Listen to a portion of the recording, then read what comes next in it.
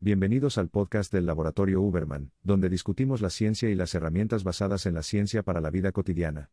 Soy Andrew Huberman y soy profesor de neurobiología y oftalmología en la Facultad de Medicina de Stanford. Hoy, vamos a hablar sobre el alcohol, una de las sustancias más comúnmente consumidas en el planeta Tierra. Debo mencionar que tanto los humanos como los animales no humanos consumen alcohol, ya sea por razones recreativas porque les gusta la sensación que les da, o por razones medicinales u otros propósitos que discutiremos. Por supuesto, vamos a hablar de los efectos del alcohol en nuestra biología, desde sus efectos en células individuales hasta en órganos y sistemas de órganos en nuestro cerebro y cuerpo. También vamos a discutir los efectos del alcohol en nuestro pensamiento y comportamiento cuando estamos ebrios, y cómo lo hace.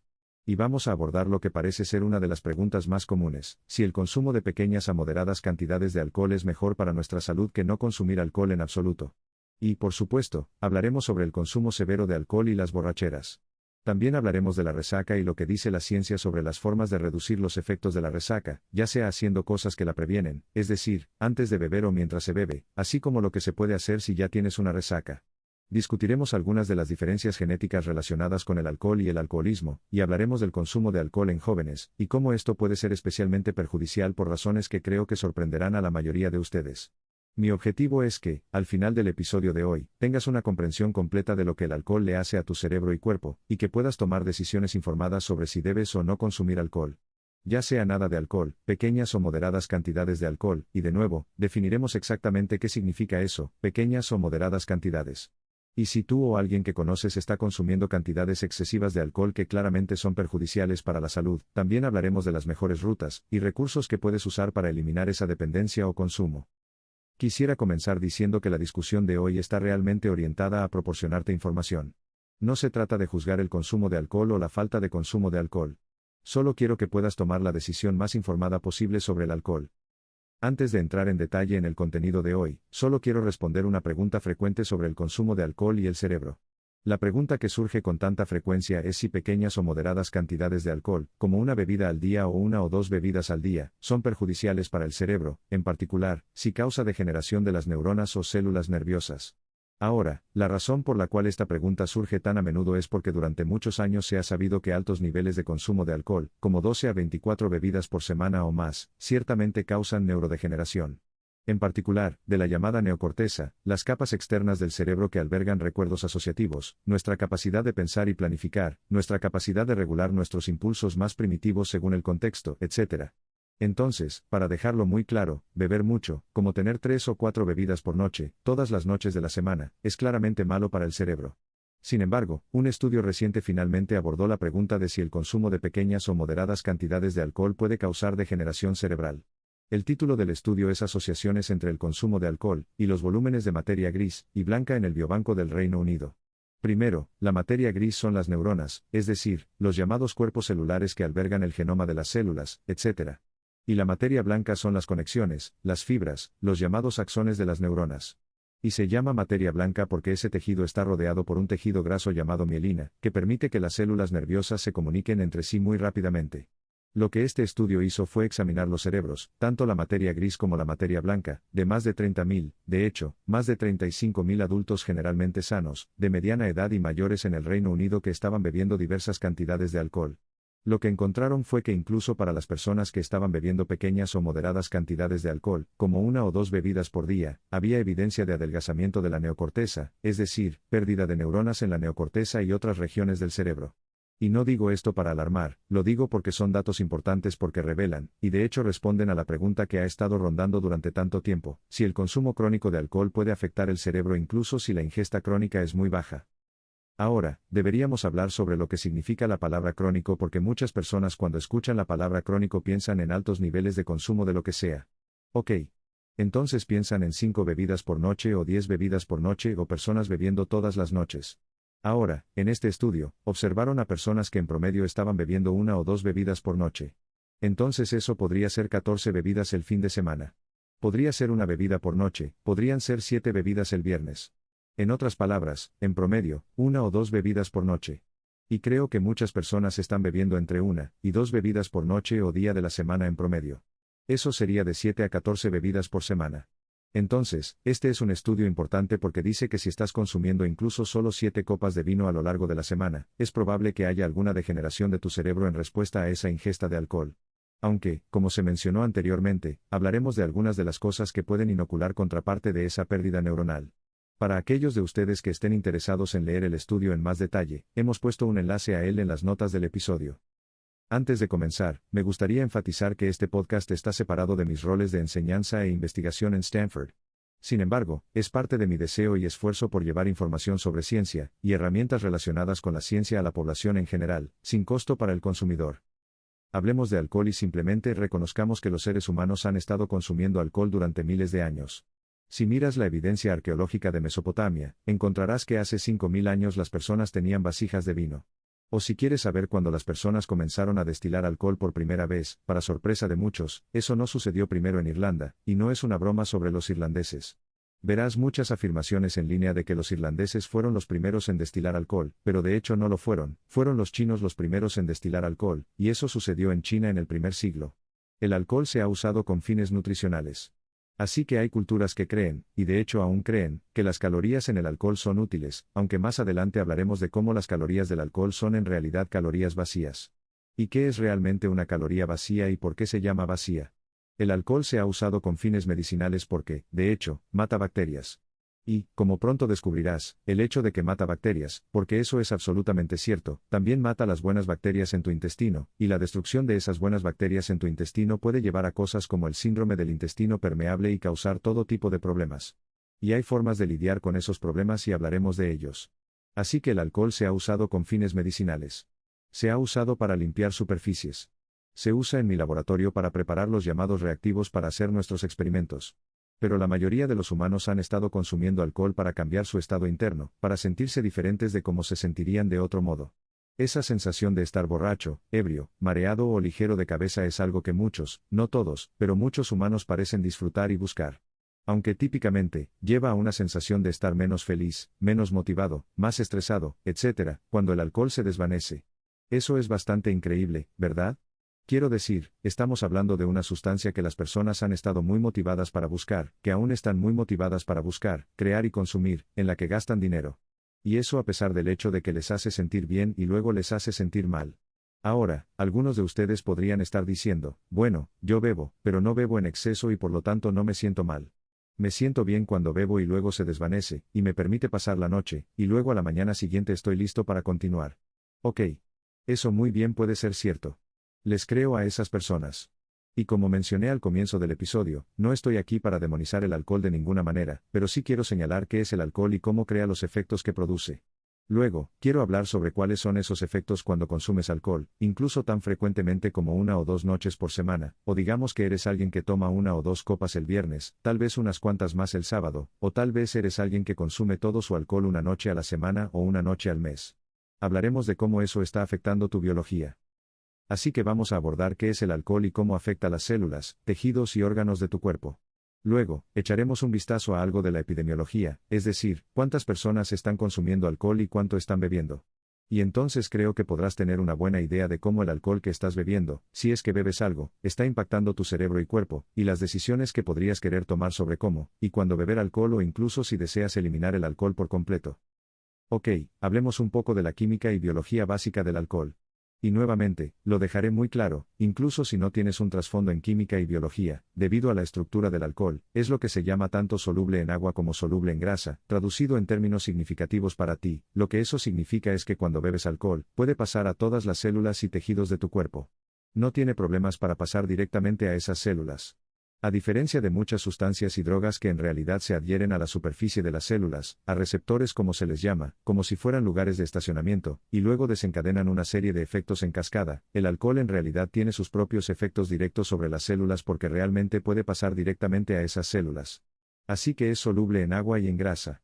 Y el hecho de que pueda pasar a tantos órganos y células tan fácilmente es realmente lo que explica sus efectos dañinos.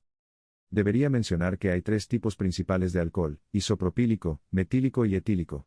Y solo el último, el alcohol etílico o etanol, es apto para el consumo humano. Sin embargo, sigue siendo tóxico. Ok, produce un estrés y daño sustancial a las células. Me encantaría poder decirte lo contrario, pero eso es simplemente un hecho. El etanol produce un daño sustancial a las células y lo hace porque cuando ingieres etanol, tiene que ser convertido en otra cosa porque es tóxico para el cuerpo. Y hay una molécula dentro de todos nosotros llamada NAD. Y puede que hayas oído hablar de NAD porque es bastante popular. Hay mucha discusión sobre el NAD en la literatura sobre longevidad en este momento. El NAD está presente en todas nuestras células desde el nacimiento hasta la muerte. Los niveles de NAD tienden a disminuir a lo largo de la vida. Hay ideas de que aumentar los niveles de NAD podría extender la vida útil. Gran parte de eso sigue siendo controvertido o al menos deberíamos decir que la investigación está en curso.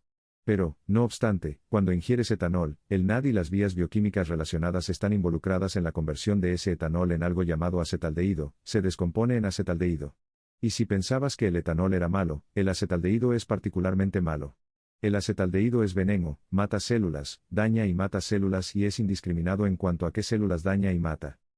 Ahora, eso es un problema, obviamente, y el cuerpo aborda ese problema usando otro componente de la vía bioquímica del NAD para convertir el acetaldehído en algo llamado acetato. El acetato es en realidad algo que tu cuerpo puede usar como combustible. Y ese proceso de pasar de etanol a acetaldehído a acetato implica la producción de una molécula tóxica. Nuevamente, el acetaldehído es realmente tóxico. Y el NAD, y si queremos ser técnicos, es la relación NAD-NAD, y ese paso químico es el paso limitante de la velocidad en el metabolismo del etanol. ¿Qué significa eso para ti? Lo que significa es que si tu cuerpo no puede hacer esta conversión de etanol a acetaldehído a acetato lo suficientemente rápido, bueno, el acetaldehído se acumulará en tu cuerpo y causará más daño. Así que es importante que tu cuerpo pueda hacer esta conversión muy rápidamente. Y el lugar donde lo hace es en el hígado, y las células del hígado son muy buenas en este proceso de conversión. Pero son células y están expuestas al acetaldehído durante el proceso de conversión, por lo que las células del hígado realmente reciben una paliza en los eventos de metabolismo del alcohol. Entonces, lo clave que hay que entender aquí es que cuando ingieres alcohol, sí, estás ingiriendo un veneno, y ese veneno se convierte en un veneno aún peor en tu cuerpo. Y un porcentaje de ese peor veneno se convierte en una forma de calorías que puedes usar para generar energía, generar ATP. Y la razón por la cual el alcohol se considera calorías vacías es porque todo ese proceso es muy costoso metabólicamente, pero no hay un valor nutritivo real en las calorías que crea. Puedes usarlo para energía inmediata, pero no puede almacenarse de manera significativa o beneficiosa. No proporciona ninguna vitamina, no proporciona ningún aminoácido, no proporciona ningún ácido graso. Son verdaderamente calorías vacías. Sé que algunas personas hablan del azúcar como calorías vacías, pero el azúcar en realidad es una fuente de combustible mucho mejor que el alcohol o el acetato. Pero, no obstante, cuando ingieres alcohol, un porcentaje se convierte en un veneno peor, y otro se convierte en una fuente de combustible. Ahora, lo importante que hay que entender es que es el veneno, el propio acetaldehído, lo que lleva al efecto de estar ebrio o borracho. Creo que la mayoría de la gente no se da cuenta de que estar borracho es en realidad una interrupción inducida por el veneno en la forma en que funcionan tus circuitos neuronales. Y entonces deberíamos preguntarnos, ¿cuáles circuitos neuronales, qué áreas del cerebro, qué áreas del cuerpo están involucradas en sentirnos ebrios o borrachos? Ahora, al pensar en este estado de estar mareado o feliz o realmente borracho o un poco borracho, quiero mencionar algo que creo que la mayoría de la gente no sabe. Y es el hecho de que para las personas que son bebedores regulares o que tienen una predisposición genética al alcoholismo, cuando beben, tienden a sentirse muy energizados y muy bien por periodos de tiempo más largos. Nuevamente, las personas que tienen una predisposición genética al alcohol o las personas que son bebedores crónicos, o incluso si recuerdas, crónico no tiene que significar una gran cantidad de alcohol, pero beben una o dos por noche o son bebedores de cada 2 noches o bebedores de jueves a domingo, esas personas suelen experimentar un aumento en la alerta y el estado de ánimo cuando beben.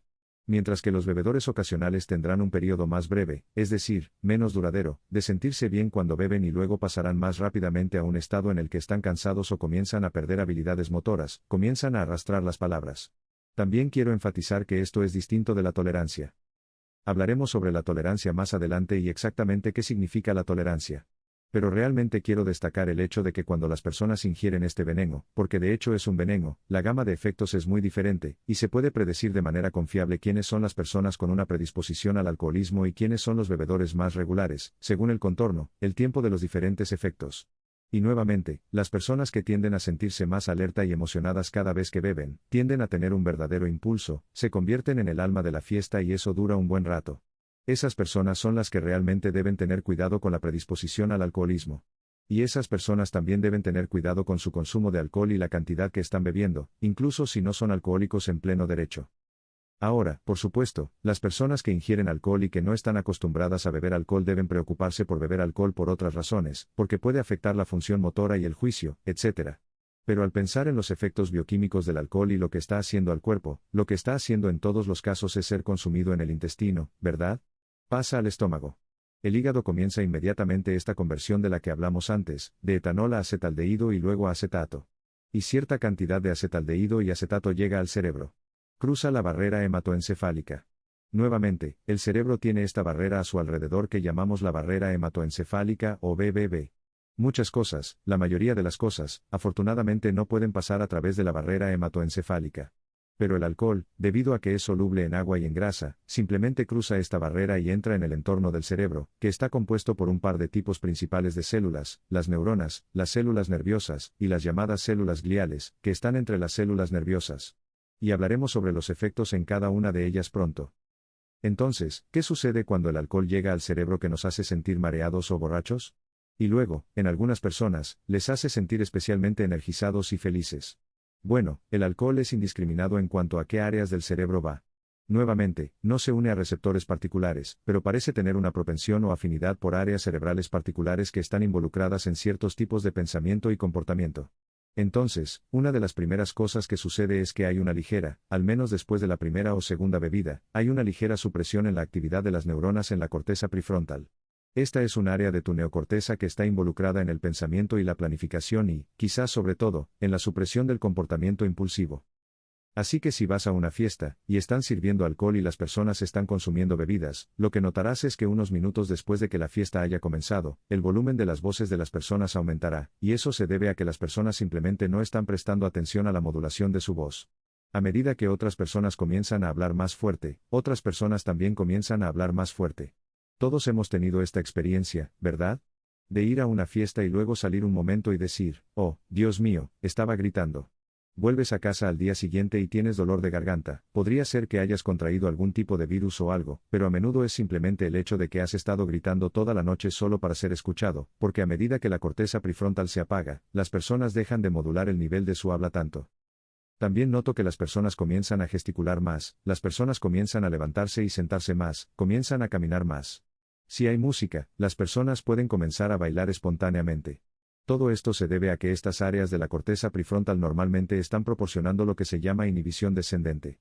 Están liberando un neurotransmisor llamado GABA en varias partes del cerebro que están involucradas en el comportamiento motor impulsivo y los patrones de pensamiento. Y a medida que se apaga la corteza prefrontal, esa supresión GABAérgica de los impulsos comienza a liberarse. Así que las personas dirán cosas que quieren decir sin tanto premeditación sobre lo que están diciendo, o pueden hacer cosas que quieren hacer sin realmente pensarlo tanto, o pueden ni siquiera recordar haberlo pensado o haber experimentado, debería decir, haberlo pensado. No hemos hablado aún del apagón de memoria, blackout, y los efectos del alcohol en la memoria, pero ya que estamos aquí, solo te diré que el alcohol tiene un efecto muy fuerte en la supresión de las redes neuronales que están involucradas en la formación y almacenamiento de la memoria. Por eso, a menudo olvidamos los eventos de una noche si hemos estado bebiendo. Una de las cosas más importantes que hay que saber sobre los efectos del alcohol en el cerebro es esta interrupción en la inhibición descendente. Pero también que las áreas del cerebro que están involucradas en el comportamiento flexible, como considerar diferentes opciones, como podría ser A o podría ser B, podría decir esto o podría decir aquello, podría decirlo de esta manera o podría decirlo de aquella manera, esto podría ser un poco más diplomático. Esas áreas del cerebro básicamente se apagan por completo, y las personas tienden a decir lo que quieren decir. Entonces, lo clave que hay que entender es que cuando las personas beben, la corteza prefrontal y la inhibición descendente disminuyen, es decir, el comportamiento habitual e impulsivo comienza a aumentar. Ahora, lo interesante es que esto es cierto a corto plazo, es decir, después de que las personas han tomado una o dos, tal vez 3 o 4 bebidas, pero también es cierto que cuanto más a menudo las personas beben, hay cambios en los circuitos neuronales que subyacen al comportamiento habitual e impulsivo. Ok, esto es realmente importante de destacar, tanto que quiero profundizar un poco más en ello. Para la persona que bebe, digamos, cada jueves por la noche o cada viernes por la noche o solo sale los sábados, pero cada sábado, hay evidencia de que hay cambios en los circuitos neuronales del cerebro que controlan el comportamiento habitual e impulsivo. Y estos se modifican y fortalecen de maneras que hacen que esas personas sean más habituales e impulsivas fuera de los momentos en los que están bebiendo y cuando beben, el comportamiento impulsivo y habitual tiende a aumentar aún más. Esto es algo que no se habla a menudo cuando se discuten los efectos del alcohol. Y todos sabemos que los efectos de estar borracho pueden ser malos, ¿verdad? Pueden ser malos en términos de juicio, coordinación motora. Ciertamente, conducir ebrio es algo terrible. Puede matarte a ti o a otras personas, y así sucesivamente. Pero rara vez escuchamos sobre los cambios en los circuitos neuronales que ocurren solo por 1 o 2 noches de consumo regular. Nuevamente, el consumo crónico no necesariamente significa todos los días y todas las noches. Podría ser la persona que simplemente bebe cada jueves o cada viernes o solo una vez a la semana, toma 3 o 4 bebidas, o tal vez incluso algunas más. Esa persona va a experimentar una disminución en esta inhibición descendente. Entonces, un aumento en la impulsividad y el comportamiento habitual porque el freno a esos comportamientos se ha eliminado mientras están bebiendo, pero también cambios en los propios circuitos neuronales que permiten que el comportamiento habitual e impulsivo ocurra más fácilmente, incluso cuando no están bebiendo. Y si quieres saber el sustrato real para eso, el sustrato celular, puedo describirlo brevemente. Es realmente interesante. Nuevamente, no necesitas saber biología para entender esto. Lo que hace es aumentar el número de sinapsis, los puntos reales de conexión en los circuitos neuronales que controlan el comportamiento habitual.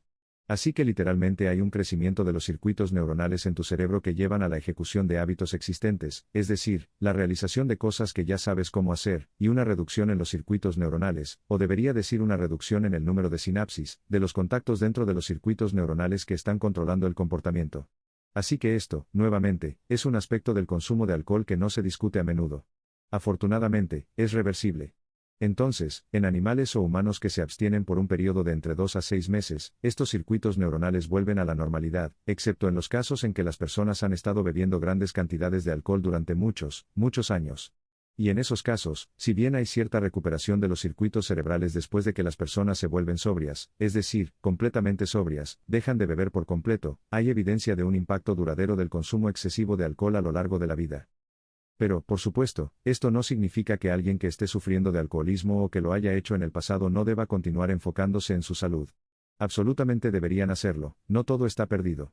Pero para las personas que han estado bebiendo durante muchos años, tal vez fuiste a la universidad, y bebiste mucho en esos años y tus circuitos neuronales cambiaron, si hay un periodo en el que no bebes alcohol, nuevamente de 2 a 6 meses, y idealmente más, esos circuitos neuronales pueden entonces ser remodificados de vuelta a su estado original.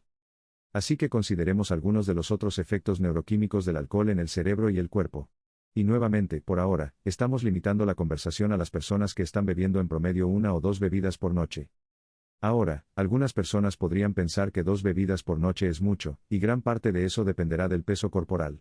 Por ejemplo, para las personas que pesan 50 kilos, 110 libras, ingerir 2 bebidas alcohólicas será sustancialmente diferente en términos de los efectos bioquímicos que para alguien que pesa 100 kilos, 220 libras. Por supuesto, la tolerancia también influirá en esto, al igual que los antecedentes genéticos. Y, de hecho, si las personas han comido también influirá en esto. Así que hay muchos factores y hablaremos de eso.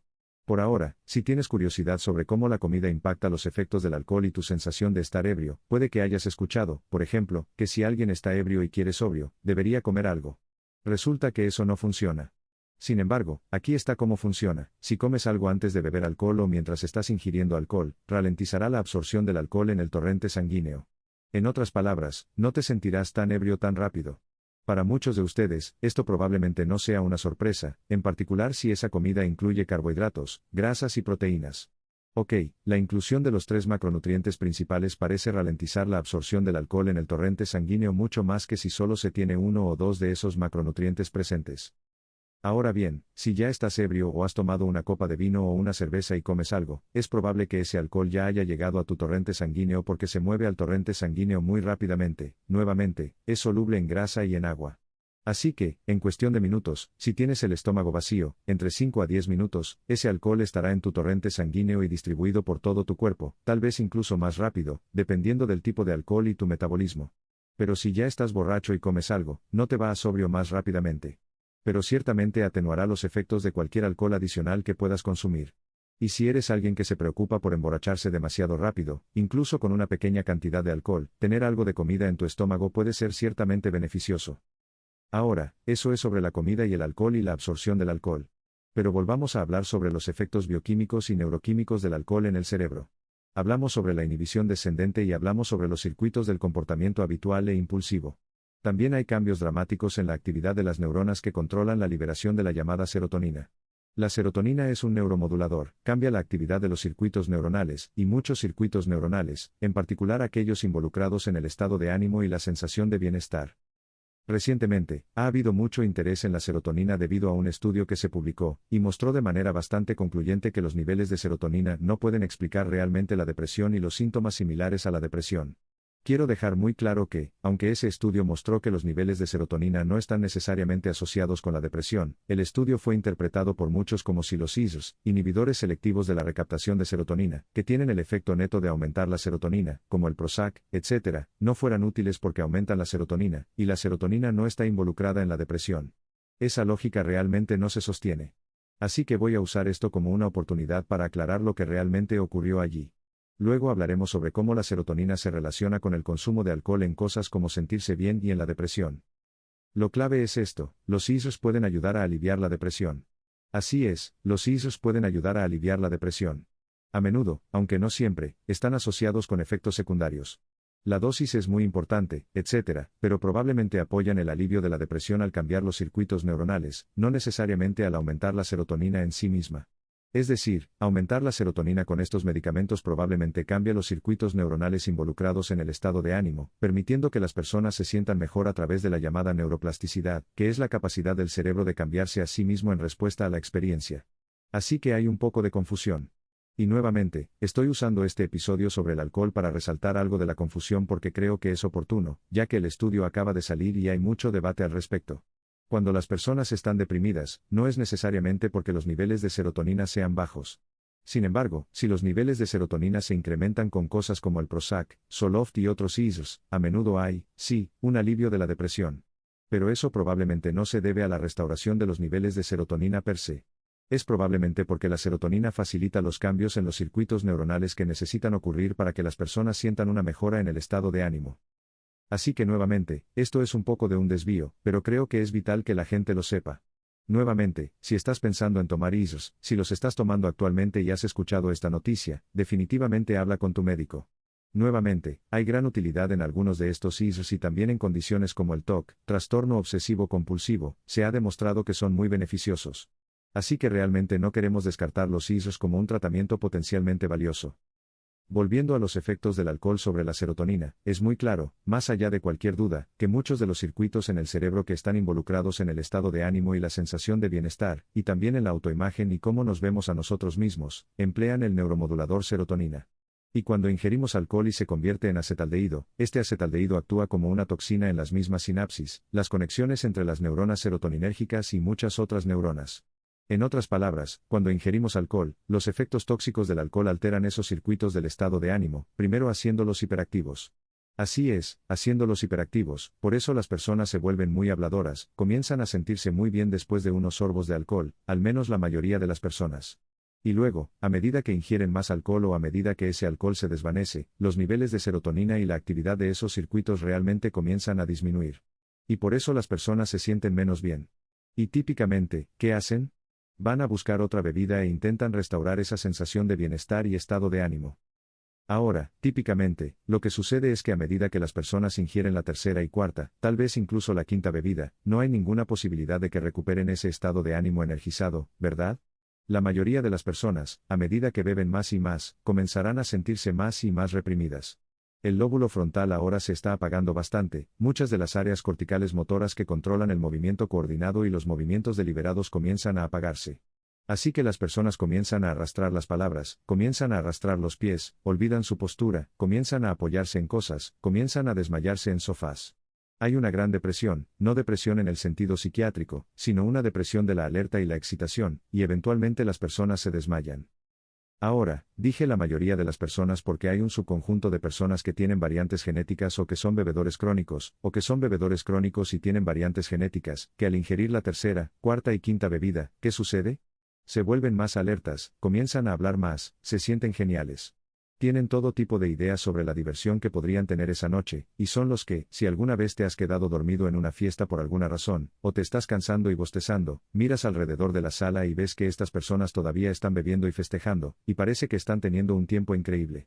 A menudo, aunque no siempre, esos son los futuros alcohólicos en la sala o aquellos que tienen una predisposición genética al alcoholismo, o son los bebedores crónicos, las personas que han desarrollado suficiente tolerancia o que tienen la composición química y genética, de modo que cantidades crecientes de alcohol les hacen sentir mejor y mejor y mejor.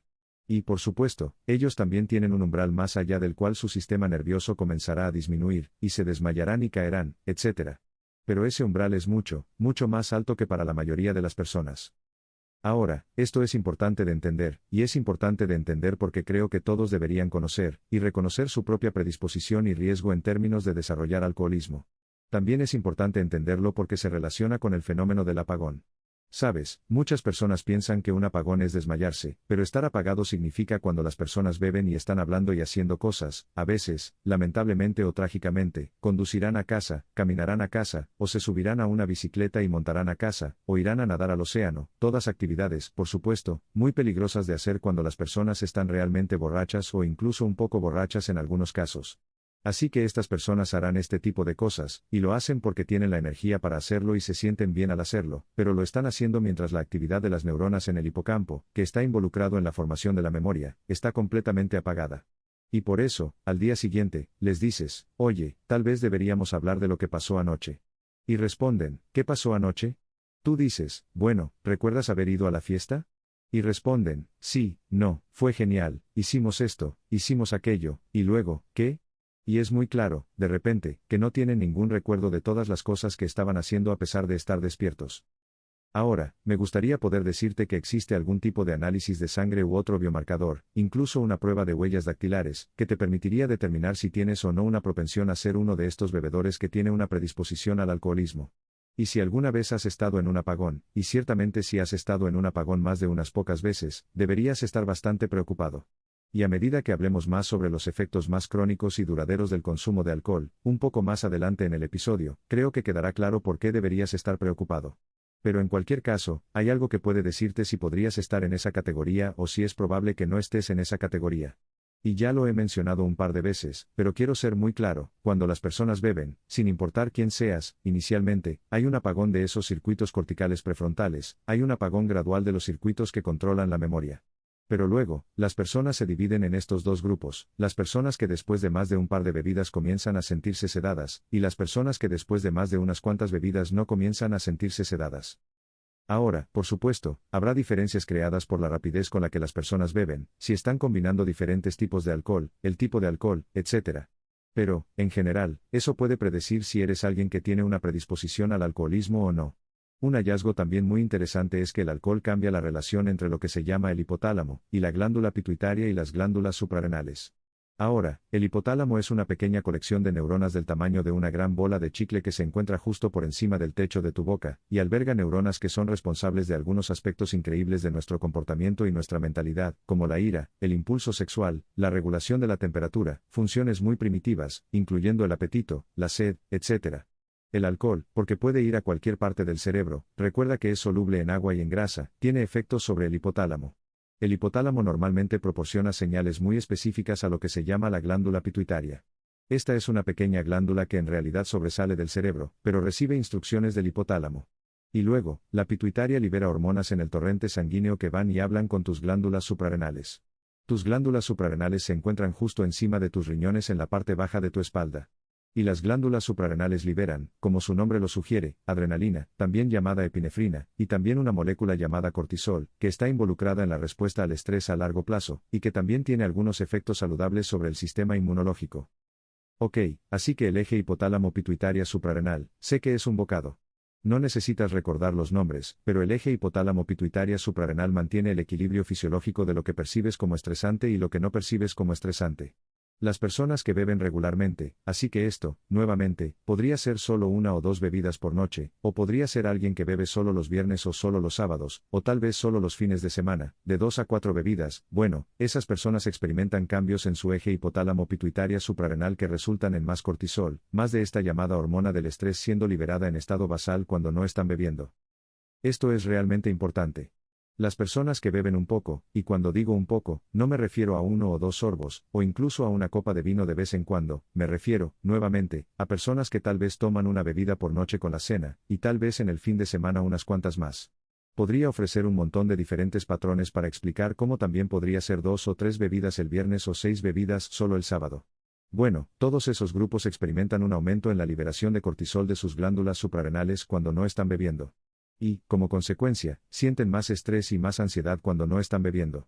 Este es un efecto del alcohol del que se habla poco, porque tan a menudo escuchamos sobre los efectos inmediatos del alcohol, y hemos estado hablando sobre algunos de esos efectos, como la reducción del estrés. Quiero decir, ¿cuántas veces hemos escuchado a alguien decir, oh, necesito una copa, y luego se toman una copa y se calman? Ahora pueden sacudirse los pensamientos sobre el trabajo del día. Pueden comenzar a pensar en las cosas de una manera tal vez más equilibrada o racional, o al menos eso creen, o de alguna manera solo relajarse. Bueno, aunque eso puede ser muy cierto, que puede relajarlos, cuando no están bebiendo, ese nivel de cortisol que se libera en estado basal ha aumentado sustancialmente. Nuevamente, esto se relaciona con un circuito neural definido entre el cerebro y el cuerpo y tiene que ver con la proporción de cortisol a algunas de las otras hormonas involucradas en la respuesta al estrés.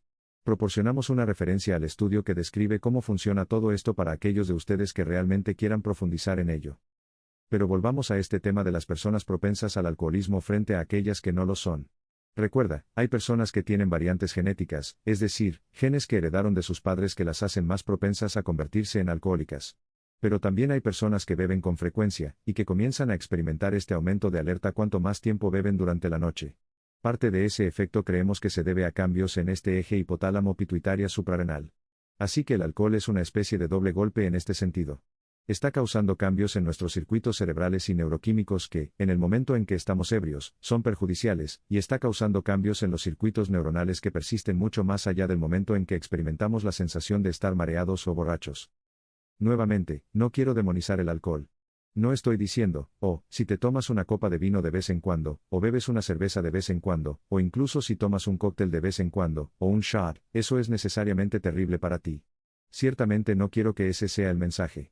Lo que estoy diciendo es que si las personas están ingiriendo alcohol de manera crónica, incluso si no es todas las noches, hay cambios bien reconocidos en los circuitos neuronales, hay cambios bien reconocidos en la neuroquímica dentro del cerebro, y hay cambios bien reconocidos en el sistema de estrés del cerebro, y el cuerpo que generalmente apuntan en 3 direcciones: aumento del estrés cuando las personas no están bebiendo, disminución del estado de ánimo y las sensaciones de bienestar cuando las personas no están bebiendo, y, como pronto aprenderás, cambios en los circuitos neuronales que hacen que las personas quieran beber aún más para volver simplemente al estado basal o al lugar donde estaban en términos de la modulación del estrés, y en términos de su estado de ánimo antes de que comenzaran a beber en primer lugar. Así que, nuevamente, no quiero demonizar el alcohol, pero sí quiero enfatizar que hay cambios plásticos a largo plazo, es decir, cambios en los circuitos neuronales y hormonales que a lo largo de un periodo de varios meses y, ciertamente, a lo largo de varios años de los patrones de consumo de alcohol que he descrito, que creo que para la mayoría de las personas sonarán bastante típicos, ¿verdad? Es decir, nada de lo que he descrito hasta ahora trata de beber una caja de alcohol por noche o de los atracones de alcohol de los que a menudo se habla en las noticias. Estos son patrones de consumo de alcohol bastante comunes. Todo lo que tienes que hacer es abordar un vuelo transatlántico o ir a un aeropuerto un domingo por la tarde en una zona soleada de los Estados Unidos, y verás que la gente está tomando 3, 4, 5, 6 cervezas, etc. Nuevamente, la elección personal es elección personal. No te estoy diciendo qué hacer, pero es muy claro que esos tipos de patrones de consumo están cambiando los circuitos neuronales y están cambiando los circuitos hormonales. Y me encantaría poder decirte que los están cambiando para mejor, pero simplemente no es así, de hecho, los están cambiando para peor. Y peor se define como hacer que las personas sean menos resilientes al estrés, con niveles más altos de estrés basal, y un estado de ánimo general más bajo. Antes de continuar con la discusión de hoy, me gustaría reconocer brevemente a nuestro patrocinador, Athletic Greens, ahora llamado AG1. Athletic Greens o AG1 es una bebida multivitamínica, mineral y probiótica que también tiene adaptógenos y enzimas digestivas. He estado tomando Athletic Greens desde allá por 2012, así que estoy encantado de que estén patrocinando el podcast. La razón por la que comencé a tomar Athletic Greens, y la razón por la que todavía tomo Athletic Greens 2 veces al día es que proporciona una cobertura total, y fundamental de mis necesidades de vitaminas y minerales, y suministra nutrientes importantes que necesito para apoyar mi microbioma intestinal. El microbioma intestinal, como muchos de ustedes saben, apoya el sistema inmunológico. También apoya el llamado eje intestino-cerebro, que es vital para el estado de ánimo, los niveles de energía, la regulación del enfoque y muchas otras características de nuestra salud mental y física que impactan nuestro rendimiento diario, y el alto rendimiento en cualquier actividad en la que estemos involucrados. Si te gustaría probar Athletic Greens, puedes ir a athleticgreens.com/Uberman y reclamar una oferta especial. Están regalando 5 paquetes de viaje gratis más un suministro de un año de vitamina D3 y K2 con cada pedido, y por supuesto, la vitamina D3 y K2 son vitales para todo tipo de cosas como la salud hormonal y metabólica, y K2 para la salud cardiovascular y la regulación del calcio. Nuevamente, puedes ir a athleticgreens.com/Uberman para reclamar esa oferta especial. Ahora, he estado hablando un poco sobre la predisposición genética, pero hay un par de puntos importantes que me gustaría hacer sobre eso. En primer lugar, ¿qué tipos de genes están involucrados en poner a alguien en el camino del alcoholismo o no? Bueno, no debería sorprender que los genes que se modifican con el uso crónico de alcohol tienden a caer principalmente en las vías relacionadas con el control genético sobre los receptores de serotonina, los receptores de GABA. Recuerda esa inhibición descendente y la participación de GABA. Y no es sorprendente que también el eje PA, el eje hipotálamo pituitaria suprarrenal. Todos esos, por supuesto, se combinan con el entorno, se combinan con patrones de abuso, ¿verdad? Sabemos que si estás en un entorno social donde muchas personas están bebiendo, la probabilidad de que tú bebas es mucho mayor, las presiones sociales, el trauma, ¿verdad? Algunas personas usarán el alcohol para automedicarse, para tratar de apagar sus pensamientos o para lidiar con el trauma, etc. Así que se combinan con el entorno, pero los genes que están en la vía de síntesis de serotonina y de receptores, GABA y el eje PA se combinan con presiones ambientales para dar lugar a trastornos por consumo de alcohol. Así que tenemos una imagen bastante coherente aquí, ¿verdad? No se trata de un caso en el que, por ejemplo, las personas que tienen mucha de la enzima para metabolizar el alcohol, de la cual hablaremos en un minuto, la alcohol deshidrogenasa. No es como si fueran necesariamente las personas que se convierten en alcohólicas. Aunque ciertamente, en ciertas culturas, en particular en algunas culturas asiáticas, existen diferencias genéticas que los llevan a tener niveles bajos de alcohol deshidrogenasa. De hecho, hay personas que tienen tan poca alcohol deshidrogenasa que cuando ingieren alcohol, se ponen muy rojas y simplemente se sienten mal. Entonces, si eres alguien que toma un sorbo de alcohol y simplemente te sientes horrible, te hace sentir nauseabundo, es probable que tengas variantes genéticas que crean una situación en la que no estás produciendo mucha alcohol deshidrogenasa, simplemente no puedes metabolizar el alcohol, por lo que simplemente experimentas una acumulación rápida de los efectos tóxicos del alcohol, el acetaldehído, y no lo estás convirtiendo en esas calorías vacías. Pero en culturas donde tienes muchas variantes genéticas, y genes expresados en personas que tienen mucha alcohol deshidrogenasa, claro, pueden beber más y están convirtiendo más de ese alcohol de su forma tóxica a una forma no tóxica. Y sí, por supuesto, observarás más alcoholismo en esas comunidades porque están bebiendo más. Pero quiero enfatizar que los factores ambientales también juegan un papel importante allí porque si puedes beber más, es probable que bebas más.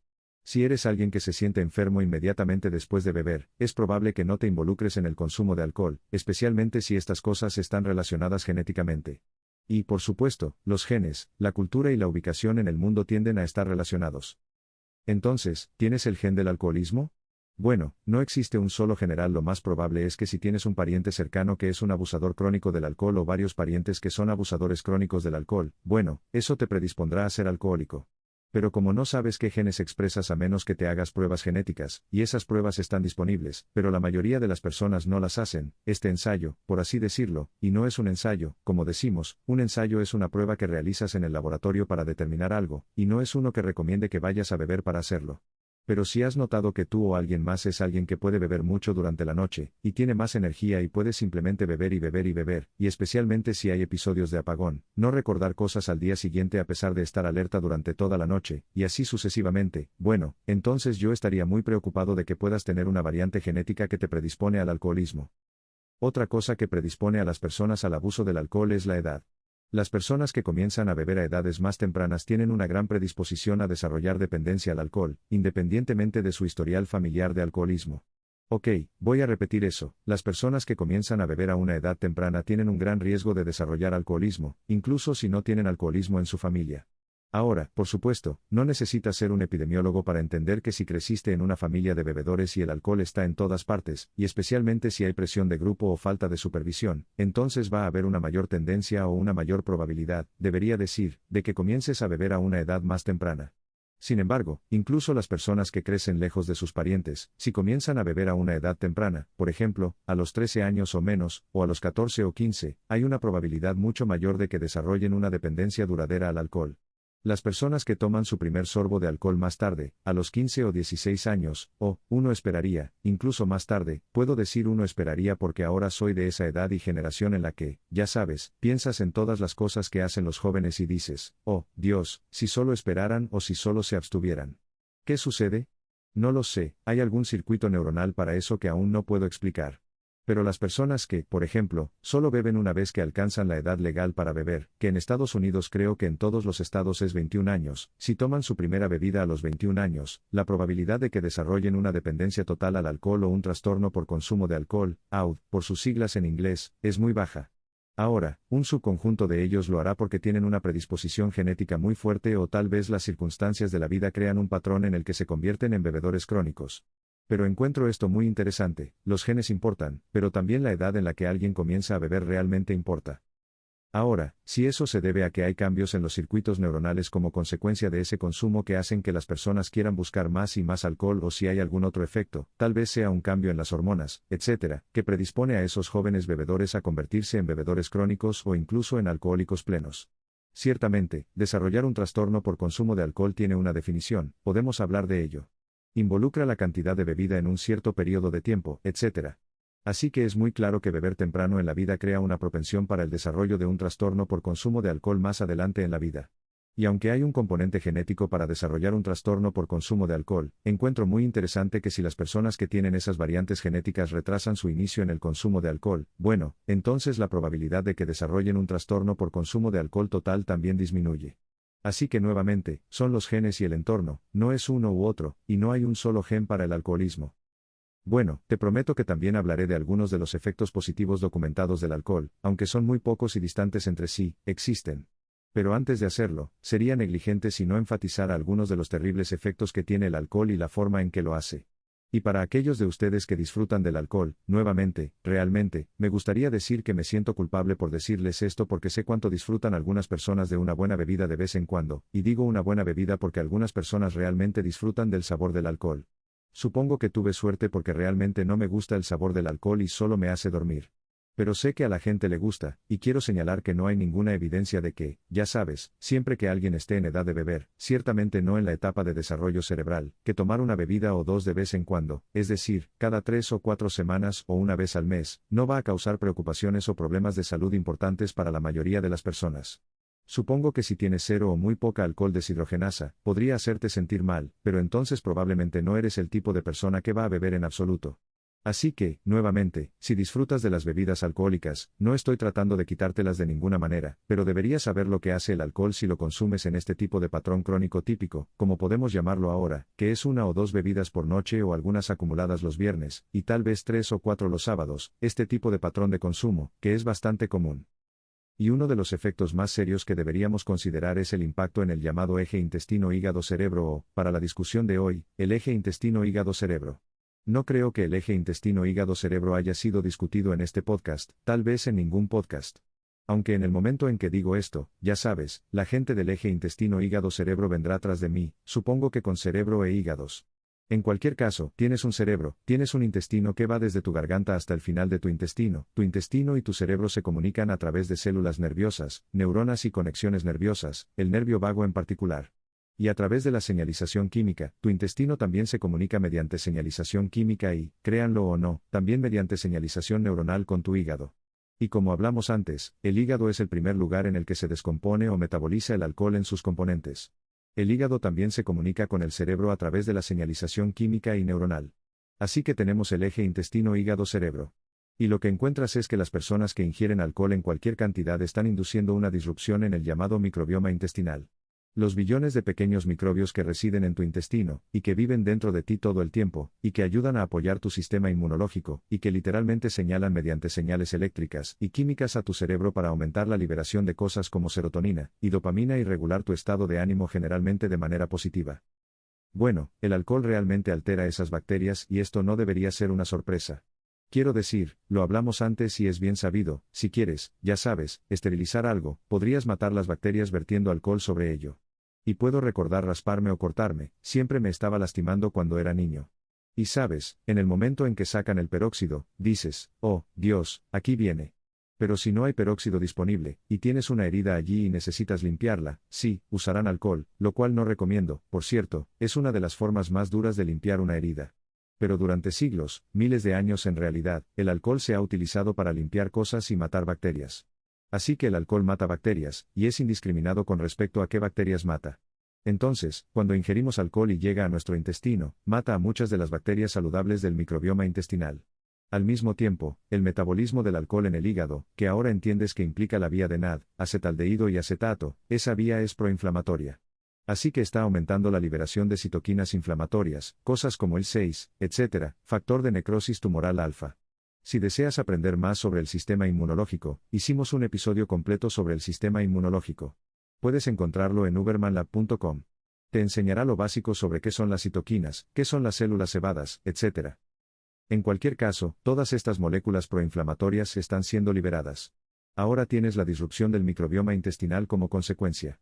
El revestimiento del intestino está alterado y desarrollas, al menos transitoriamente, el síndrome de intestino permeable, es decir, las bacterias que existen en el intestino, que son malas, ahora pueden salir del intestino hacia el torrente sanguíneo.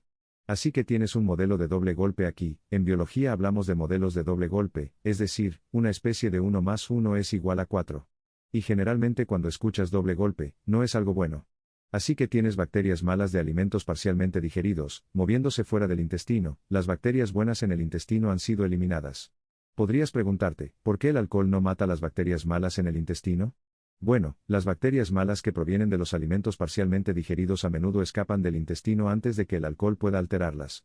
Y entonces ahora tienes fugas en la pared intestinal, tienes la liberación de estas bacterias malas, tienes citoquinas inflamatorias y otras cosas siendo liberadas desde el hígado, y pueden llegar al cerebro a través de lo que se llama señalización neuroinmune.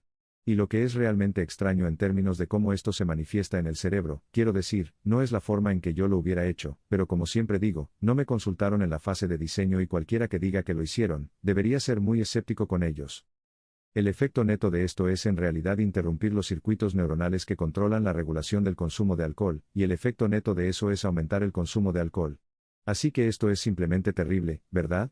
Quiero decir, tomas algo que interrumpe dos sistemas, el microbioma intestinal y lo interrumpe de dos maneras, está matando el buen microbioma intestinal, y está permitiendo que las bacterias malas se muevan del intestino al torrente sanguíneo. También tiene citoquinas proinflamatorias provenientes del hígado, y esas convergen o llegan al cerebro, y crean un sistema en el cual los circuitos neuronales provocan más consumo de alcohol. Esa es una mala situación. Y esta es la razón por la que las personas que beben regularmente, incluso si no es una gran cantidad de alcohol, nuevamente, de estos tipos de patrones de consumo de los que hablé antes, y ciertamente para aquellos que son bebedores crónicos pesados, lo que terminas con es una situación en la que tienes inflamación en múltiples lugares en el cerebro, y el cuerpo y el deseo de beber aún más, y agravar aún más esa inflamación y la permeabilidad del intestino. Así que esto es básicamente un escenario terrible para el eje intestino-hígado-cerebro, y es especialmente prevalente en el llamado trastorno por consumo de alcohol. Nuevamente, personas que están ingiriendo entre 12 y 24 bebidas por semana. Para aquellos de ustedes que estén interesados en aprender más sobre el eje intestino-hígado-cerebro, y en particular sobre el trastorno por consumo de alcohol, proporcionaré un enlace en las notas del episodio, y hay una revisión maravillosa sobre esto que detalla todo, pero en el lado positivo, apunta a la posibilidad de que al menos algunos, nuevamente, al menos algunos de los efectos negativos del consumo de alcohol, ya sea que seas alguien que actualmente está ingiriendo alcohol o que solía ingerir alcohol y está tratando de, por así decirlo, reparar estos sistemas del cerebro y el cuerpo, si reponer el microbioma intestinal va a ser beneficioso. Sabemos que hay formas de hacerlo, y sabemos que al menos hay cierta esperanza de que el sistema pueda repararse a sí mismo. ¿Cómo se hace eso? Bueno, he hablado de esto antes en el podcast, pero estudios realizados por colegas míos en Stanford, Justin Sonnenberg, quien ha sido invitado en este podcast en un episodio increíble sobre el microbioma intestinal, y su colaborador Chris Garner, también de la Escuela de Medicina de Stanford, han explorado no el alcoholismo, sino qué formas existen para mejorar el microbioma intestinal, en particular para reducir la producción de citoquinas inflamatorias, y ajustar lo que se llama el inflamoma. Has oído hablar del genoma y del proteoma, etc. Bueno, el inflamoma es el conjunto total o al menos casi total de genes y proteínas que controlan la inflamación. ¿Cómo puedes reducir la inflamación y hacer que ese inflamoma sea más saludable?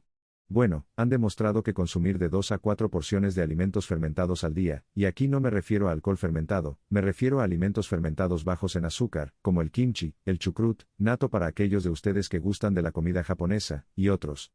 Sé que el kéfir y los yogures tienen muchas bacterias activas. Nuevamente, variedades bajas en azúcar de todos estos alimentos son excelentes para reducir los marcadores inflamatorios y mejorar el microbioma intestinal. Uno podría imaginar que ya sea para inocularse contra algunos de los efectos del alcohol, aunque preferiría que las personas simplemente no bebieran alcohol crónicamente, francamente, o si alguien está tratando de reparar su microbioma intestinal porque ingirió mucho alcohol o porque tuvo muchas citoquinas inflamatorias durante muchos años o incluso por un periodo corto de tiempo, la ingestión regular de 2 a 4 porciones de estos alimentos fermentados puede ser muy beneficiosa. Quiero dejar en claro que esto no se ha examinado específicamente en el contexto del trastorno por consumo de alcohol. Pero dado que un componente importante de los efectos negativos del trastorno por consumo de alcohol se basa en este eje intestino-hígado-cerebro, y la disrupción del microbioma intestinal en las citoquinas inflamatorias, tiene sentido que cosas que están bien establecidas para mejorar el estado inflamatorio, en otras palabras, reducir la inflamación, como ingerir de 2 a 4 porciones de alimentos fermentados bajos en azúcar al día, tengan sentido en términos de intentar reparar o reponer el sistema. También se podría imaginar tomar probióticos o prebióticos. Ciertamente, eso también funcionaría, aunque he favorecido la discusión sobre los alimentos fermentados, y la reposición del microbioma intestinal principalmente porque hay más estudios que han examinado eso en humanos, y debido a la relación directa que se ha establecido entre hacer eso, y reducir los marcadores negativos dentro del inflamoma. Debería mencionar, en la línea de la reparación y recuperación, que publiqué una pregunta en Twitter el otro día: ¿qué quieres saber sobre el alcohol? Recibí más de 1000 preguntas y abordaré algunas más de esas preguntas un poco más adelante en el episodio. Pero una de las cosas que noté es que muchas de las preguntas, cientos de ellas de hecho, estaban relacionadas con la cuestión de, bueno, si bebí mucho anteriormente, ¿estoy condenado? ¿Puedo revertir los efectos negativos o estoy tratando de beber menos, y estoy tratando de mejorar mi salud mientras lo hago? ¿Qué debería hacer? Bueno, ciertamente, concentrarse un poco en el microbioma intestinal debería ser útil. La otra cosa que debería mencionar es que a medida que las personas se alejan del alcohol, incluso si no son alcohólicos en pleno derecho o tienen un trastorno por consumo de alcohol, deberían entender que ese aumento en el cortisol del que hablamos antes, que conduce a un umbral de estrés más bajo y mayores sentimientos de ansiedad y estrés, va a estar presente y tomará un tiempo disiparse. Así que para algunas personas, podría ser útil simplemente darse cuenta de que mientras intentan reducir el consumo de alcohol o incluso dejarlo de golpe, deberían esperar un aumento en la ansiedad y los sentimientos de estrés. En ese caso, te señalaría un episodio que hicimos sobre cómo dominar el estrés. Puedes encontrarlo nuevamente en ubermanlab.com. Tiene un montón de herramientas basadas en el comportamiento, la nutrición, la suplementación y el ejercicio. Supongo que el ejercicio es comportamiento, pero hay muchas herramientas que puedes usar, y puedes navegar fácilmente a esos temas de interés porque tenemos marcas de tiempo. Esas herramientas serán muy útiles para intentar controlar tu estrés. El punto aquí es que se debe esperar un aumento en el estrés, y se debe esperar debido a ese aumento en el cortisol que ocurre incluso con un consumo bajo pero crónico de alcohol. Ahora, me gustaría hablar sobre un fenómeno bastante común que es la malestar post-consumo de alcohol, también conocido como resaca. La resaca es una constelación de efectos que van desde el dolor de cabeza hasta la náusea, pasando por lo que a veces se llama ansiedad, que es la ansiedad que sigue a un día de consumo de alcohol. Creo que podemos entender fisiológicamente la ansiedad si pensamos en ese proceso de ingestión de alcohol, aumentando la cantidad de cortisol y la proporción de cortisol a algunas otras hormonas del estrés, lo que explica por qué algunas personas se despiertan al día siguiente o incluso el día siguiente a una noche de consumo de alcohol y se sienten ansiosas, mal y estresadas por razones que no entienden. Así que si eres alguien que experimenta ansiedad, nuevamente te remito al episodio sobre cómo dominar el estrés que publicamos hace un tiempo. Puedes encontrarlo en ubermanlab.com. Herramientas para lidiar con la ansiedad, herramientas para lidiar con el estrés, que van desde el comportamiento hasta la suplementación nutricional, etc. Eso, por supuesto, no es una justificación para salir y beber tanto que te provoques una resaca inducida por ansiedad. Pero para aquellos de ustedes que están experimentando ansiedad post-consumo de alcohol, podría ser un recurso útil porque ciertamente no quiero que nadie experimente cantidades incómodas de ansiedad. Y hay excelentes herramientas y recursos para eso. Ahora, los otros aspectos de la resaca, como el dolor de estómago, dolor de cabeza o la sensación de malestar o confusión mental, podrían estar relacionados con varias cosas diferentes y probablemente lo estén. En primer lugar, el sueño que se obtiene después de incluso solo una copa, sí, incluso solo una copa de vino o una cerveza, no es el mismo sueño que obtienes cuando no tienes alcohol circulando en tu sistema. No estoy tratando de ser negativo aquí, pero esto se discutió en el episodio del podcast en el que tuve al Dr. Matthew Walker de la Universidad de California, Berkeley, y por supuesto, el Dr. Walker es un experto mundial en el sueño, dirige uno de los laboratorios más importantes que estudian el sueño y sus efectos. Escribió el increíble libro Why We Sleep, ¿Por qué dormimos?, y así sucesivamente. El Dr. Walker me dijo, y ciertamente está respaldado por muchos estudios de calidad revisados por pares en animales y en humanos, que cuando el alcohol está presente en el cerebro y en el torrente sanguíneo, la arquitectura del sueño se ve alterada, el sueño de ondas lentas, el sueño profundo y el sueño REM, movimiento ocular rápido, todos los cuales son esenciales para obtener un sueño reparador, se ven alterados. Así que, para aquellos de ustedes que están bebiendo una o dos copas de vino, o tomando una bebida alcohólica fuerte o una cerveza para conciliar el sueño que están obteniendo simplemente no es de alta calidad o ciertamente no tan de alta calidad como el sueño que obtendrían si no tuvieran alcohol en su sistema. Por supuesto, cuando hablamos de la resaca, generalmente hablamos del consumo de más de solo una o dos bebidas. Por supuesto, para algunas personas, una o dos bebidas son probablemente suficientes para inducir una resaca. Pero para la mayoría de las personas, va a ser el consumo de 3 o 4 bebidas o más, superando su límite típico, como se le llama, no el límite legal, eso es otra cuestión. Pero cuando alguien ingiere demasiado alcohol para su cuerpo, una de las razones por las que se siente terrible al día siguiente es porque su sueño no es realmente un buen sueño. De hecho, ni siquiera es sueño, a menudo se considera un sueño pseudo o al menos eso es lo que se llama en el campo de la ciencia del sueño, porque las personas están en una especie de trance hipnótico de bajo nivel, no es sueño real. Hay múltiples episodios de despertar, es posible que ni siquiera se den cuenta de que se están despertando múltiples veces. Ok, así que están los efectos inducidos por el sueño. Luego están los efectos de la disrupción del microbioma intestinal, algunos de los cuales mencionamos anteriormente. Así que ahora entiendes el mecanismo del alcohol destruyendo el microbioma intestinal saludable, lo que luego lleva al síndrome del intestino permeable y cosas por el estilo. Pero uno podría imaginar, nuevamente, y hay alguna evidencia que comienza a respaldar esto, que ingerir alimentos fermentados bajos en azúcar o tal vez un probiótico o prebióticos para apoyar el microbioma intestinal podría ayudar en parte del malestar relacionado con el intestino asociado con la resaca. En otras palabras, hacer que ese microbioma intestinal sea saludable nuevamente lo más rápido posible o tal vez incluso antes de beber, mantener saludable ese microbioma intestinal. Espero que hagas eso. Creo que todos deberían estar haciendo algo para apoyar su microbioma intestinal, ya sea la ingestión diaria o al menos regular de alimentos fermentados bajos en azúcar o la ingestión de un probiótico o prebiótico. El microbioma intestinal es tan importante para tantas cosas diferentes. En términos de la resaca y el dolor de cabeza, sabemos que eso es causado por la vasoconstricción. La constricción de los vasos sanguíneos tiende a ocurrir como un rebote después de una noche de beber.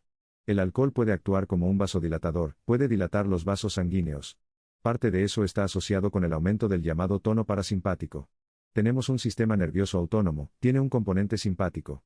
Estas son neuronas que nos hacen estar más alerta y si están muy activas, nos hacen sentir muy estresados.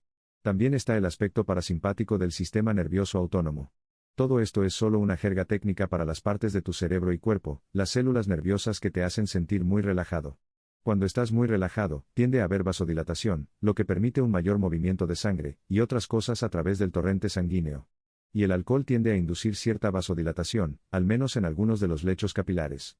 Y luego, cuando el alcohol se desvanece, hay una vasoconstricción y las personas sufren dolores de cabeza brutales. Es por eso que algunas personas tomarán aspirina, paracetamol o ibuprofeno, cosas como esas, que son antiinflamatorios no esteroides. Debería mencionar que hay mucha literatura que indica que algunos de estos medicamentos antiinflamatorios no esteroides no son buenos para nosotros por varias razones diferentes, como la forma en que impactan el hígado, la forma en que impactan el sistema inmunológico y, no es sorpresa, la forma en que impactan el microbioma intestinal. Así que no soy quien para decirte qué medicamentos tomar o no tomar, pero ciertamente querrás hacer una búsqueda rápida en la web sobre los efectos de los antiinflamatorios no esteroides, y la aspirina antes de comenzar a tomarlos o dejar de tomarlos, en ese caso. En general, aliviarán el dolor de cabeza, pero a menudo pueden tener otros problemas, incluyendo problemas hepáticos. Y ten en cuenta que la noche después de beber, tu hígado ya ha sufrido bastante debido a la necesidad de convertir el alcohol de acetaldehído en acetato, que es una vía que ahora entiendes bien. Así que no estoy seguro, y de hecho, creo que no es la mejor idea sobrecargar aún más tu hígado con el uso de cosas que van a hacer que tenga que trabajar más, y metabolizar más cosas si el objetivo es simplemente aliviar un dolor de cabeza. Hay muchas tradiciones, leyendas antiguas sobre cómo aliviar una resaca. Ya hablamos de cómo comer no lo hará, pero comer evitará la rápida absorción de más alcohol en el torrente sanguíneo. Existe la leyenda de que uno debería simplemente ingerir más alcohol. Qué terrible consejo es ese, eso solo retrasará una resaca aún peor. Sin embargo, estaría siendo negligente si no dijera que la razón por la cual ese mito surgió, o debería decir que esa verdad surgió, porque de hecho, ingerir más alcohol aliviará una resaca, pero luego aparecerá una resaca aún peor.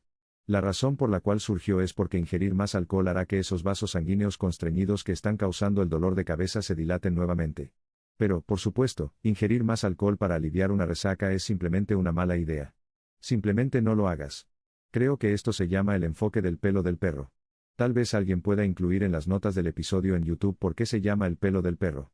Puedo pensar en algunas ideas, pero no van a ser muy buenas, y algunas de ellas probablemente serían francamente ridículas. Así que no ingieras más alcohol simplemente para intentar recuperarte de una resaca.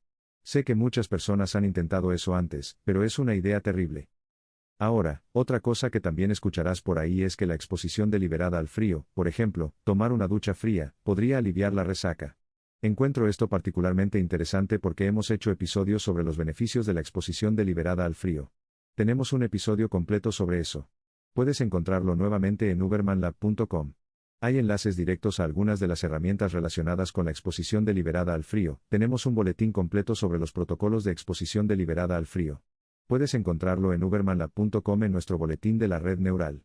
Así que, para aquellos de ustedes que estén interesados en los baños de hielo, las duchas frías y las formas de aprovecharlos, pueden encontrarlo allí. Lo que no encontrarán allí es una descripción de cómo usar la exposición deliberada al frío para tratar la resaca. Pero aquí, investigué la literatura y encontré algo interesante. Hay alguna evidencia que sugiere que aumentar los niveles de epinefrina en el torrente sanguíneo en realidad puede ayudar con la eliminación del alcohol. Eso me sorprendió mucho. Y quiero señalar que no es una literatura extensa y robusta, pero hay alguna evidencia que apunta al hecho de que cuando los niveles de epinefrina, adrenalina, aumentan en el cerebro y el torrente sanguíneo, algunos de los componentes del metabolismo del alcohol pueden acelerarse, y algunos de los efectos embriagadores del alcohol pueden reducirse. Así que tal vez esta vieja tradición de tomar una ducha fría en realidad tenga algo de cierto. Entonces, al pensar en el uso de la exposición deliberada al frío para reducir los efectos de la resaca o para eliminar el alcohol del cerebro y el torrente sanguíneo más rápidamente, quiero ser muy claro y enfatizar tu seguridad. La forma de hacerlo es entender que el alcohol reduce la temperatura corporal central, ¿ok? Puede hacer que las personas sean ligeramente hipotérmicas, lo que bajará la temperatura corporal central. Así que si estás ebrio y te metes en un cuerpo de agua, ya sea una piscina o un lago, primero que nada, es extremadamente peligroso hacerlo mientras estás ebrio, ¿verdad? La gente se ahoga todo el tiempo. Las personas se ahogan y mueren como consecuencia de hacer eso. Así que por favor no lo hagas. Pero también, si es un agua muy fría, tu temperatura corporal central bajará aún más. Ahora, si has escuchado los episodios que he hecho sobre la exposición deliberada al frío, he hablado sobre cómo normalmente, cuando las personas no están ingiriendo alcohol, se meten en un baño de hielo o en una ducha fría y su temperatura corporal inicialmente baja, pero luego se recupera y aumenta. Ese es un proceso que ocurrirá cuando las personas no tienen alcohol en su sistema.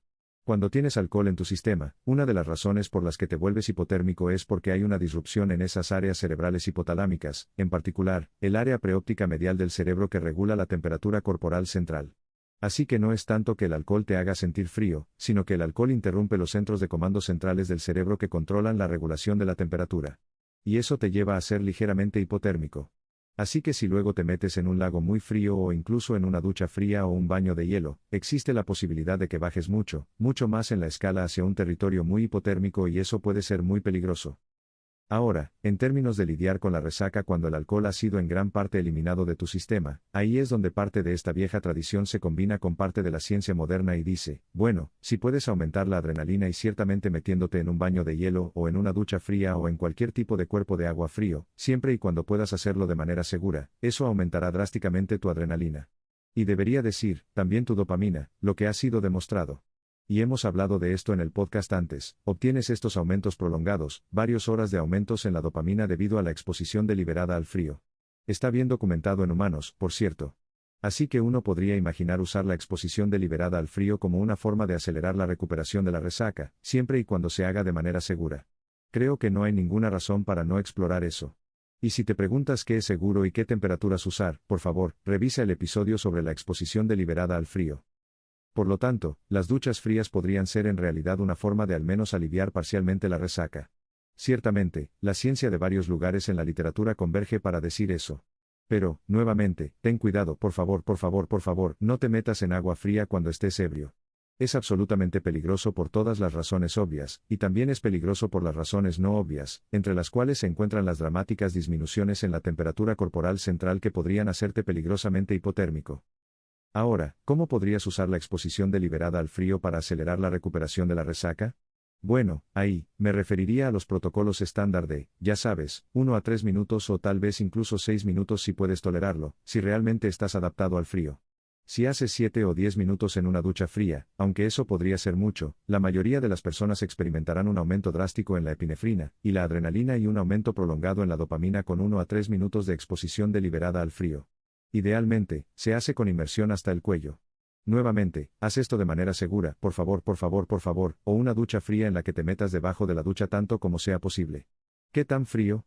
Bueno, eso va a variar de persona a persona. Sugiero hacerlo tan frío como sea incómodo, de modo que realmente quieras salir. Pero luego sabes que puedes quedarte de manera segura sin, por ejemplo, darte un ataque al corazón. Porque si el agua está realmente fría, por supuesto, podrías darte un ataque al corazón. La mayoría de las duchas no van tan frías, aunque probablemente algunas sí. Nuevamente, por favor, usa precaución, aumenta tu adrenalina, aumenta tu dopamina con exposición deliberada al frío de manera segura. Otros componentes de la resaca que podrían ser buenos objetivos para tratar de aliviarla, y aquí espero que estés captando la idea porque es preciso decir que la resaca es un fenómeno multifacético. No es como una molécula y un receptor. Son un montón de cosas sucediendo en el cerebro y el cuerpo. Pero es la deshidratación asociada con el alcohol. El alcohol es un diurético por múltiples razones. Hace que las personas excreten no solo agua, sino también sodio. El sodio es un electrolito crítico para el funcionamiento de las neuronas. Así que asegurarse de tener suficiente sodio, potasio y magnesio, los llamados electrolitos, va a ser importante para el funcionamiento adecuado del cerebro, el funcionamiento de los órganos del cuerpo, incluso para las personas que solo han tomado 1 o 2 bebidas la noche anterior. Es probable que tu equilibrio de electrolitos y tu equilibrio de líquidos se vea alterado. Y eso es porque el alcohol también interrumpe la llamada vía de la vasopresina. Hablé mucho sobre la vasopresina y la forma en que interactúa y controla diferentes aspectos de la retención de agua y la liberación de agua del cuerpo en forma de orina en el episodio sobre la sal. Así que, nuevamente, me refiero a ubermanlab.com como el sitio donde puedes encontrar ese episodio sobre el equilibrio de la sal y formas de restaurar el equilibrio de electrolitos. Tener tus electrolitos en los niveles adecuados antes de beber es ideal. Algunas personas dirán que por cada vaso de alcohol que bebas, deberías beber un vaso de agua. Yo diría que mejor sería beber 2 vasos de agua dado los efectos deshidratantes del alcohol, y aún mejor sería agua con electrolitos. Eso ciertamente te prepararía para un mejor día al día siguiente. Y si no logras hacer eso, porque supongo que es un poco geeky andar por ahí con paquetes de electrolitos en el bar o lo que sea, aunque ya sabes, geeky en mi libro es algo bueno, al día siguiente podrías tomar algunos electrolitos al despertar, tal vez incluso algunos antes de irte a dormir la noche en que bebiste. Así que las resacas se agravan por el sueño perturbado, se agravan por el intestino alterado, se agravan por los electrolitos alterados, se agravan por la disminución de la epinefrina y la dopamina. Por eso, reponer el microbioma con alimentos fermentados bajos en azúcar, es decir, por eso, usar la exposición deliberada al frío de manera segura para aumentar la adrenalina y aumentar la dopamina, y por eso, consumir electrolitos, todo va a ser beneficioso. Los amigos de Examine.com, un sitio web que realmente me gusta porque tiene tanta información útil, han reunido una lista de cosas que se han propuesto para mejorar o, debería decir, para eliminar los efectos de la resaca. Y como señalan, y me gustaría señalar, no hay mucha ciencia de calidad que respalde la idea de que cualquier compuesto único puede eliminar la resaca. Y eso probablemente se debe a que la resaca, nuevamente, surge de múltiples órganos, tejidos y sistemas tanto en el cerebro como en el cuerpo. No obstante, tienen una lista excelente allí de cosas, desde jugo de pera japonesa, que se ha propuesto para esto, hasta algunas otras cosas realmente esotéricas, incluso cosas como la yoembina. Francamente, cuando reviso la literatura allí y en otros lugares, simplemente no se puede encontrar la sustancia mágica, la hierba mágica, la poción mágica que pueda eliminar la resaca. Eliminar la resaca será mejor si se hace mediante una colección de un pequeño número de cosas muy poderosas, de las cuales ya he enumerado algunas. Sin embargo, hay algunas cosas adicionales que se pueden hacer para aliviar la resaca. Y una de ellas es ser muy cuidadoso sobre qué tipo de alcohol consumes. Así que encuentro esto interesante, en realidad se han realizado estudios sobre qué tipos de alcohol conducen a las peores resacas. También hay muchas leyendas y tradiciones sobre esto. Algunas personas han dicho, por ejemplo, que las bebidas con alto contenido de azúcar llevan a resacas más severas, pero resulta que ese no es el caso, o al menos eso no es lo que señala la ciencia. Si observas la severidad esperada de la resaca, lo que encuentras es que en el extremo inferior de la escala hay una bebida que no te diré por el momento, pero lo que encuentras es que cerca de ella está, por ejemplo, la cerveza. El consumo de cerveza, siempre que no sea un consumo excesivo, es decir, no más allá de la tolerancia del individuo, por lo que 1 o 2 cervezas son menos propensas a causar una resaca que, por ejemplo, el whisky. Y un vaso de whisky, o debería decir, no tanto whisky como cerveza, por supuesto, pero un vaso de whisky, por ejemplo, es más propenso a causar resaca que la ginebra, según resulta, nuevamente, esto es lo que ha surgido de los datos. Y sin embargo, un vaso de ron o vino tinto es más propenso a causar resaca que cualquiera de las otras cosas que he mencionado hasta ahora. En la parte superior, en la cima de la lista de bebidas que inducen resaca está el brandy. Uno podría entonces decir, bueno, ¿no tiene el brandy mucho azúcar? Tal vez sea el azúcar lo que está causando las resacas. Y esto es algo que se ha discutido una y otra vez, que la gente dice, oh, son las bebidas con alto contenido de azúcar las que causan resacas. Sin embargo, resulta que cuando uno observa las bebidas alcohólicas, el contenido de azúcar y la resaca, en la parte inferior de la lista está, Dios, esto me hace estremecer solo de pensarlo, etanol diluido en jugo de naranja. Oh, no puedo creer que la gente realmente beba esto, pero etanol diluido en jugo de naranja. Así que esto no es vodka con jugo de naranja, ok. El vodka estaba en tercer lugar desde el final en la lista de bebidas que inducen resaca. Nuevamente, esto es dentro de cantidades que son cómodas para la persona beber, con las que tiene suficiente experiencia o que tiene el peso corporal para tolerar sin emborracharse mucho. Así que el punto es que, si fuera el azúcar lo que causa la resaca, entonces el etanol diluido en jugo de naranja probablemente estaría en la cima de la lista en términos de inducir resaca, pero no lo está, está en la parte inferior de la lista, y el brandy está en la cima de la lista. Así que lo que encuentras es que lo que aumenta desde el etanol diluido en jugo de naranja hasta la cerveza, al vodka, a la ginebra, aquí estoy ascendiendo en la jerarquía de cosas que causan resaca, ginebra, vino blanco, whisky, ron, vino tinto y luego brandy en la cima. Es como el campeón mundial de bebidas que inducen resaca. Bueno, lo que está aumentando son los congéneres dentro de esas bebidas. Los congéneres son cosas como nitratos, y otras sustancias que le dan al alcohol su sabor distintivo, y que también conducen a algunos de los efectos embriagadores del alcohol. Ahora, entonces preguntas, ok, ¿qué están haciendo estos congéneres? ¿Y qué están haciendo estos nitratos? Y adivina qué. Aunque tienen efectos en el cerebro y en otros tejidos, sus principales efectos son interrumpir el microbioma intestinal.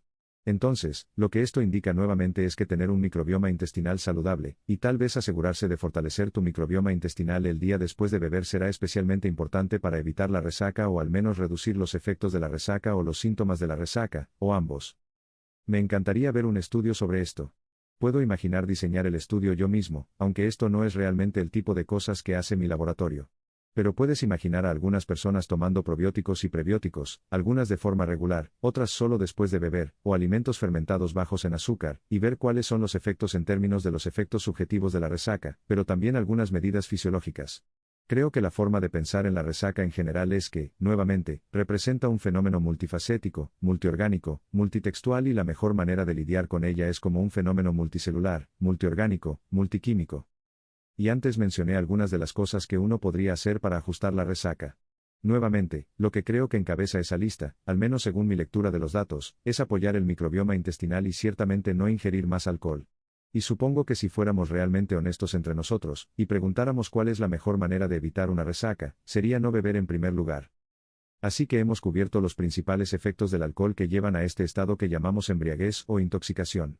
Nuevamente, hay una variedad ahí, puedes estar mareado, las personas pueden estar en un estado de embriaguez total, las personas pueden estar desmayadas por la embriaguez. También hemos hablado de la resaca, y el hecho de que es un fenómeno multifacético, y que la recuperación de la resaca implica un enfoque multifacético. A continuación, quiero hablar sobre la tolerancia. La tolerancia al alcohol es un fenómeno muy interesante. Tiene raíces principalmente en el cerebro y en los sistemas cerebrales. No hay tiempo en el mundo, y mucho menos en este podcast, para entrar en todos los aspectos de la tolerancia. Hay más de 10 tipos diferentes de tolerancia. Hay tolerancia funcional, tolerancia crónica, tolerancia rápida, hay tolerancia metabólica, hay tolerancia psicológica. Mantengámoslo simple para el propósito de la discusión de hoy, y para aquellos de ustedes que estén interesados en aprender sobre todos los diferentes tipos de tolerancia y aspectos de la tolerancia. Hay una excelente revisión, proporcionaremos un enlace a esto. Fue publicada en 2021, así que es bastante reciente, en la revista Pharmacology, Biochemistry and Behavior. Por cierto, o no tan por cierto, esa fue la primera revista en la que publiqué, así que tengo un cariño particular por esa revista. No obstante, se llama tolerancia al alcohol, un factor crítico pero poco estudiado en la adicción al alcohol. Y aunque este artículo incluye la adicción al alcohol en el título, no se trata solo de la adicción al alcohol. Aquí está el resumen básico de lo que es la tolerancia. En primer lugar, la tolerancia se refiere a los efectos reducidos del alcohol con la exposición repetida. Y es causada principalmente por cambios en los sistemas de neurotransmisores en el cerebro que son la consecuencia directa de la toxicidad del alcohol, esa molécula de aldehído de la que hablamos antes.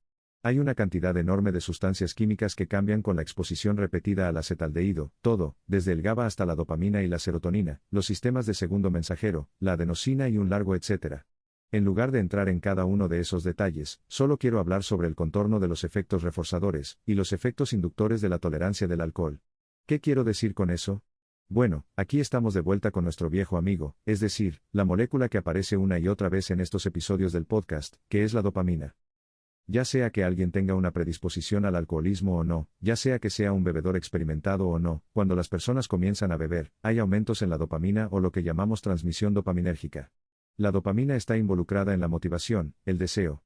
Crea una sensación de bienestar, aumenta la energía, nuevamente, típicamente solo al comienzo de la exposición al alcohol, lo que ocurre en la mayoría de las personas como un aumento agudo a medida que aumenta. Nuevamente, si alguien no tiene alcohol deshidrogenasa o tiene niveles muy bajos de la enzima que convierte ese acetaldehído en acetato y metaboliza el alcohol, en otras palabras, se sentirá enfermo y mal de una manera que anulará cualquier reconocimiento de la liberación de dopamina. Serán las personas que escuchan esto, y simplemente piensan que el alcohol solo me hace sentir enfermo. No me gusta. Ok, eso es una subcategoría específica de personas, pero la mayoría de las personas experimentan algún tipo de euforia leve. Por eso tanta gente bebe, ¿verdad? Las estimaciones actuales son que en la mayoría de los países y ciertamente en los Estados Unidos, hasta el 80% de la población adulta en edad legal para beber consume alcohol. Y ese número podría ser incluso mayor ahora porque en los últimos años ha habido una tendencia hacia un mayor consumo de alcohol, especialmente a raíz de la pandemia y durante la pandemia, un tema para otro momento. Entonces, hay un aumento en la dopamina y un aumento en la serotonina. Así que es un aumento en el bienestar, un aumento en el estado de ánimo, pero es un aumento de muy corta duración. Poco después y, de hecho, desencadenado por ese aumento, hay una reducción larga y lenta de la dopamina, y la serotonina y de las moléculas y circuitos relacionados. Así que básicamente lo que obtienes es un pico de sentirse bien seguido de un largo arco de sentirse no tan bien, lo que explica por qué típicamente las personas beberán una y otra vez durante la noche. Lo clave para entender sobre la tolerancia es que con la tolerancia, la duración de esa larga y lenta reducción en la dopamina y la serotonina se vuelve aún más larga. En otras palabras, los efectos negativos del alcohol que ocurren después de la sensación inicial de bienestar se prolongan más y, de hecho, se vuelven más intensos. Sin embargo, también hay una reducción en las propiedades reforzadoras del alcohol. Hay una disminución del breve momento de bienestar que ocurre cuando alguien ingiere alcohol por primera vez, y esto ha sido medido tanto en animales como en humanos. Así que, cuando alguien toma su primera bebida, siempre que tenga suficiente alcohol deshidrogenasa para no sentirse nauseabundo y enfermo de inmediato, se siente realmente bien. Y luego, a medida que el efecto se desvanece, se sienten un poco mal y quieren beber más. Entonces, podrían beber más, y con cada bebida posterior e incluso en noches diferentes o incluso en semanas diferentes, la cantidad de dopamina que se libera se reduce. La cantidad de serotonina que se libera se reduce. Así que lo que obtienes es cada vez menos de las propiedades reforzadoras del alcohol, lo que te hace sentir bien, y cada vez más de las señales de castigo y dolor asociadas con el alcohol. Este es el contorno de la liberación química en el cerebro al que se refirió mi colega, la increíble doctora Anna Lembke, quien es médico. Ella escribió el increíble libro Dopamine Nation. Fue invitada en este podcast, en el podcast de Joe Rogan, en el podcast de Rich Roll y en varios otros podcasts. Es una experta mundial en adicciones. Y habló sobre este equilibrio entre el placer y el dolor que se extiende más allá del alcohol hacia cosas como el sexo y el juego, y hacia otros comportamientos que potencialmente pueden volverse adictivos, pero que ciertamente incluye al alcohol. Así que la tolerancia parece ser un proceso en el que las personas ingieren cada vez más alcohol en un intento de recuperar esa sensación de bienestar. Pero lo que realmente obtienen es un periodo prolongado de castigo, dolor y malestar por el alcohol. Ahora, podrías decir, bueno, ¿cómo se relaciona eso con la tolerancia? Resulta que lo que hacen, y cuando digo ellos, me refiero tanto a animales como a humanos, es que comienzan a beber más y más en un intento de activar esas neuronas y receptores de dopamina y serotonina. Y al hacerlo, hay un aumento en la alcohol deshidrogenasa. Entonces, la enzima que metaboliza el alcohol aumenta porque el cuerpo y el hígado tienen que lidiar con todo ese alcohol. Así que ahora tienes, nuevamente, el modelo de doble golpe. Estás obteniendo menos de las sustancias químicas que te hacen sentir bien, más de las sustancias químicas negativas o del patrón de sensación subjetiva, debería decir, y estás metabolizando el alcohol más rápidamente y con mayor facilidad, pero no te está llevando a un lugar mejor en términos de cómo te sientes. Esa es una de las principales razones subyacentes de lo que llamamos tolerancia. Así que si eres alguien que bebe, y notas que la sensación que buscas con el alcohol ahora requiere una bebida adicional o bebidas en plural, lo más probable es que estés alterando los sistemas dopaminérgicos y serotoninérgicos de tu cerebro. Y lo estás haciendo de una manera que aumenta las señales de dolor y castigo que siguen a la ingestión de alcohol. Y nuevamente, eso no solo ocurre en la noche en que estás bebiendo, sino también después. ¿Es todo eso malas noticias? Bueno, en gran parte sí. Pero la buena noticia es que si te abstienes de beber por un periodo de tiempo, entonces, por supuesto, estos sistemas se reinician. Cuánto tiempo necesitas abstenerte dependerá de cuánto estabas bebiendo y durante cuánto tiempo lo hiciste. Ciertamente, las personas que tienen un trastorno por consumo de alcohol, que son alcohólicas, su principal objetivo debería ser dejar el alcohol por completo. Sé que hay cierto debate al respecto, y no quiero entrar en ese debate porque ciertamente no voy a intentar dirigir la recuperación de nadie. Hay expertos, consejeros y médicos que pueden trabajar con las personas. De hecho, para algunos bebedores muy pesados y personas con trastornos graves por consumo de alcohol, dejar el alcohol de golpe, es decir, dejar de beber por completo, puede ser médicamente peligroso. Por lo tanto, el camino hacia la sobriedad para ciertas personas es diferente al camino hacia la sobriedad para otras personas. A lo que me refiero aquí es a personas que están ingiriendo, nuevamente, entre 1 y 2 bebidas por noche en promedio, ya sea que lo hagan todas las noches o que lo concentren en el uso durante el fin de semana. Sé que muchas personas se preguntarán, tal vez estén gritando, ¿es bueno beber para mí de alguna manera?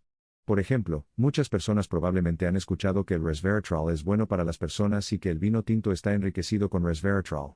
Lamento decírtelo, pero la realidad es que, si de hecho el resveratrol es bueno para nosotros, y hay cierto debate sobre esto, algunas personas dicen que sí con firmeza, otras personas dicen que no, y otras dicen que tal vez, la cantidad de vino tinto que uno tendría que beber para obtener suficiente resveratrol para que sea beneficioso para la salud es tan exageradamente alta que seguramente induciría otros efectos negativos que compensarían los efectos positivos del resveratrol. Así que desearía poder decirte algo diferente. Nuevamente, no estoy aquí para ser portador de malas noticias. Pero la afirmación que acabo de hacer fue confirmada por el Dr. David Sinclair cuando fue invitado en este podcast. Fue confirmada por otros investigadores que trabajan en resveratrol y vías relacionadas. Desearía poder decirte que el vino tinto es bueno para tu salud y, de hecho, podría serlo a través de algunos otros mecanismos. Por ejemplo, ha habido estudios sobre el consumo bajo a moderado de vino tinto. Esto sería en cualquier lugar de 1 a 4 vasos por semana. Y no me refiero a vasos enormes, me refiero a vasos de 6 onzas de vino tinto. Y en esos casos, algo de la reducción del estrés que puede inducir el consumo de vino tinto, tal vez algunos de los otros micronutrientes y componentes dentro del vino tinto, en particular los vinos tintos que provienen de ciertas uvas, y esto se vuelve realmente matizado y, francamente, no está bien desarrollado en la literatura revisada por pares, ciertamente no en ensayos clínicos. Al menos no que yo sepa. Dime si conoces un gran ensayo clínico sobre esto. Bueno, puede haber algunos efectos positivos de ese consumo a un nivel muy bajo. No estoy tratando de quitarle a nadie su vino tinto. No estoy tratando de quitarle a nadie nada. Sin embargo, sería negligente si no te dijera que el resveratrol como argumento para beber y beber vino tinto en particular simplemente no es un buen argumento. Simplemente no está respaldado por la investigación revisada por pares. Algunas otras cosas sobre el alcohol y la salud.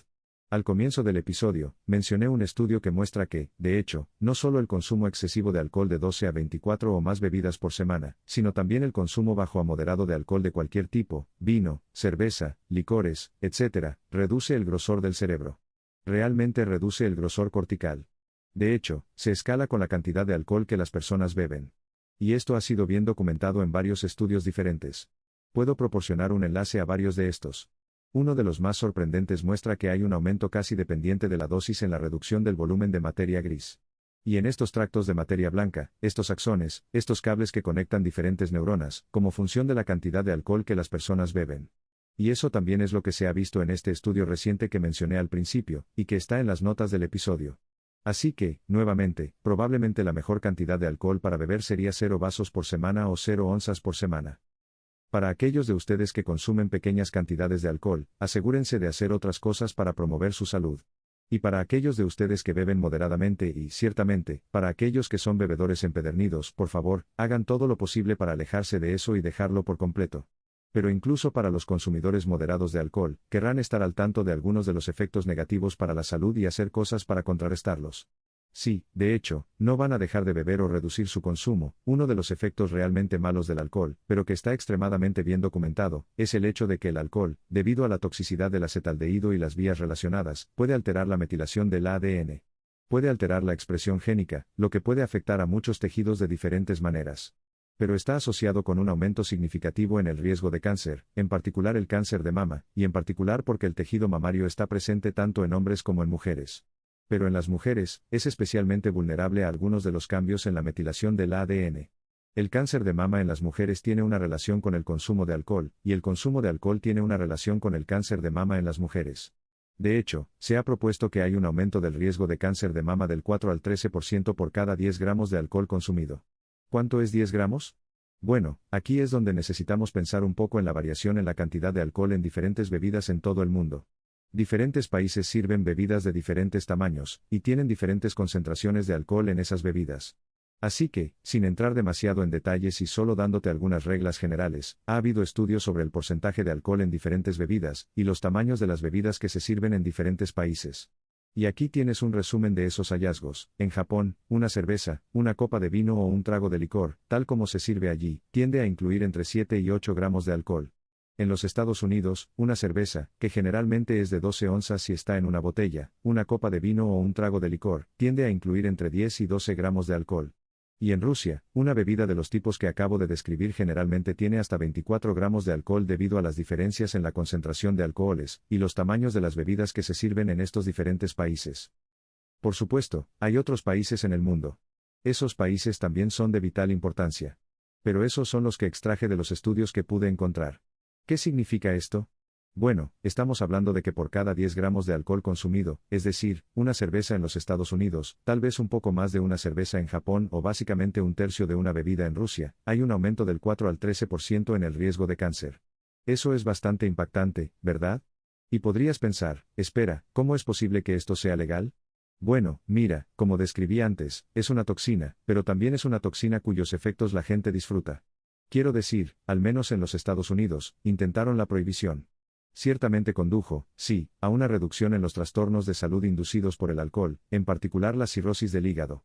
También condujo a mucho crimen porque se convirtió en una sustancia que mucha gente seguía queriendo, y por la cual estaban dispuestos a infringir la ley para poder proporcionarla o, debería decir, venderla y proporcionarla. Pero el punto es que cuanto más alcohol consume la gente, mayor es el aumento en el riesgo de cáncer, en particular el cáncer de mama. Y eso se debe al hecho de que el alcohol tiene estos efectos en las células que incluyen cambios en la expresión génica y el cáncer, es decir, el crecimiento de tumores, es una disfunción en los ciclos celulares, ¿verdad? Un tumor es una agregación o proliferación. Agregación es cuando las cosas se agrupan, por cierto, proliferación es cuando las cosas se duplican, una proliferación y agregación de células que podrían ser gliomas, células gliales, gliomas, tumores cerebrales, ¿verdad? Podrían ser linfomas, dentro del tejido linfático, etc. Las mutaciones que el alcohol induce para causar esto son variadas. Algunas de ellas están comenzando a ser entendidas. Para aquellos de ustedes que están interesados en la biología celular, solo mencionaré que la vía PD1 parece estar regulada al alza. Y sabíamos esto por la discusión anterior, hay una regulación a la baja en algunas de las moléculas antiinflamatorias que ayudan a suprimir esta proliferación de cánceres. Hoy en día, hay mucho interés en el hecho de que el sistema inmunológico está constantemente combatiendo los cánceres que existen en nosotros todo el tiempo. Ya sabes, pequeños tumores comienzan a crecer y nuestro sistema inmunológico va y los devora. Pequeños tumores comienzan a crecer. El sistema inmunológico detecta inflamación, envía estas increíbles células, estas células asesinas, células B y células T, y las ataca. Los cánceres proliferan, se afianzan y causan problemas graves cuando la proliferación de células supera la capacidad del sistema inmunológico para devorar y eliminar esas células. Hay otros mecanismos de regulación de los cánceres, pero ese es uno de los principales, y el alcohol lo afecta. Nuevamente, es un modelo de dos golpes. Aumenta el crecimiento de tumores y disminuye el tipo de moléculas que suprimen y combaten el crecimiento tumoral. Así que, nuevamente, incluso pequeñas a moderadas cantidades de alcohol pueden ser problemáticas en lo que respecta a los cánceres, en particular el cáncer de mama. A los epidemiólogos y especialistas en salud les encanta comparar diferentes sustancias en términos de cuán malas son. Rara vez comparan sustancias en términos de cuán buenas son. Pero a veces lo hacen, y lo que a veces te dirán, y lo que puedes encontrar en la literatura, es que ingerir de 10 a 15 gramos de alcohol al día, es decir, una cerveza en los Estados Unidos o una copa de vino, es lo mismo que fumar 10 cigarrillos al día. Francamente, es difícil hacer que esa relación directa se mantenga porque, ya sabes, es una cuestión de, bueno, cuánto tiempo inhalan las personas, si tienen predisposición a un cáncer de pulmón, etc. Pero incluso si ese número está equivocado por más o menos 2 cigarrillos, o incluso si ese número equivale a un vaso de vino por un cigarrillo al día, creo que ahora hay un consenso general de que la nicotina consumida por vapeo o por cigarrillo es mala para nosotros en términos de cáncer de pulmón y otras formas de cáncer. Y por alguna razón, no sé por qué, porque este conocimiento sobre el alcohol, y el cáncer y estas relaciones establecidas se conocen desde finales de la década de 1980. El primer artículo pionero sobre esto se publicó en 1987. Puedo proporcionar un enlace a ese artículo. De hecho, es bastante interesante de leer.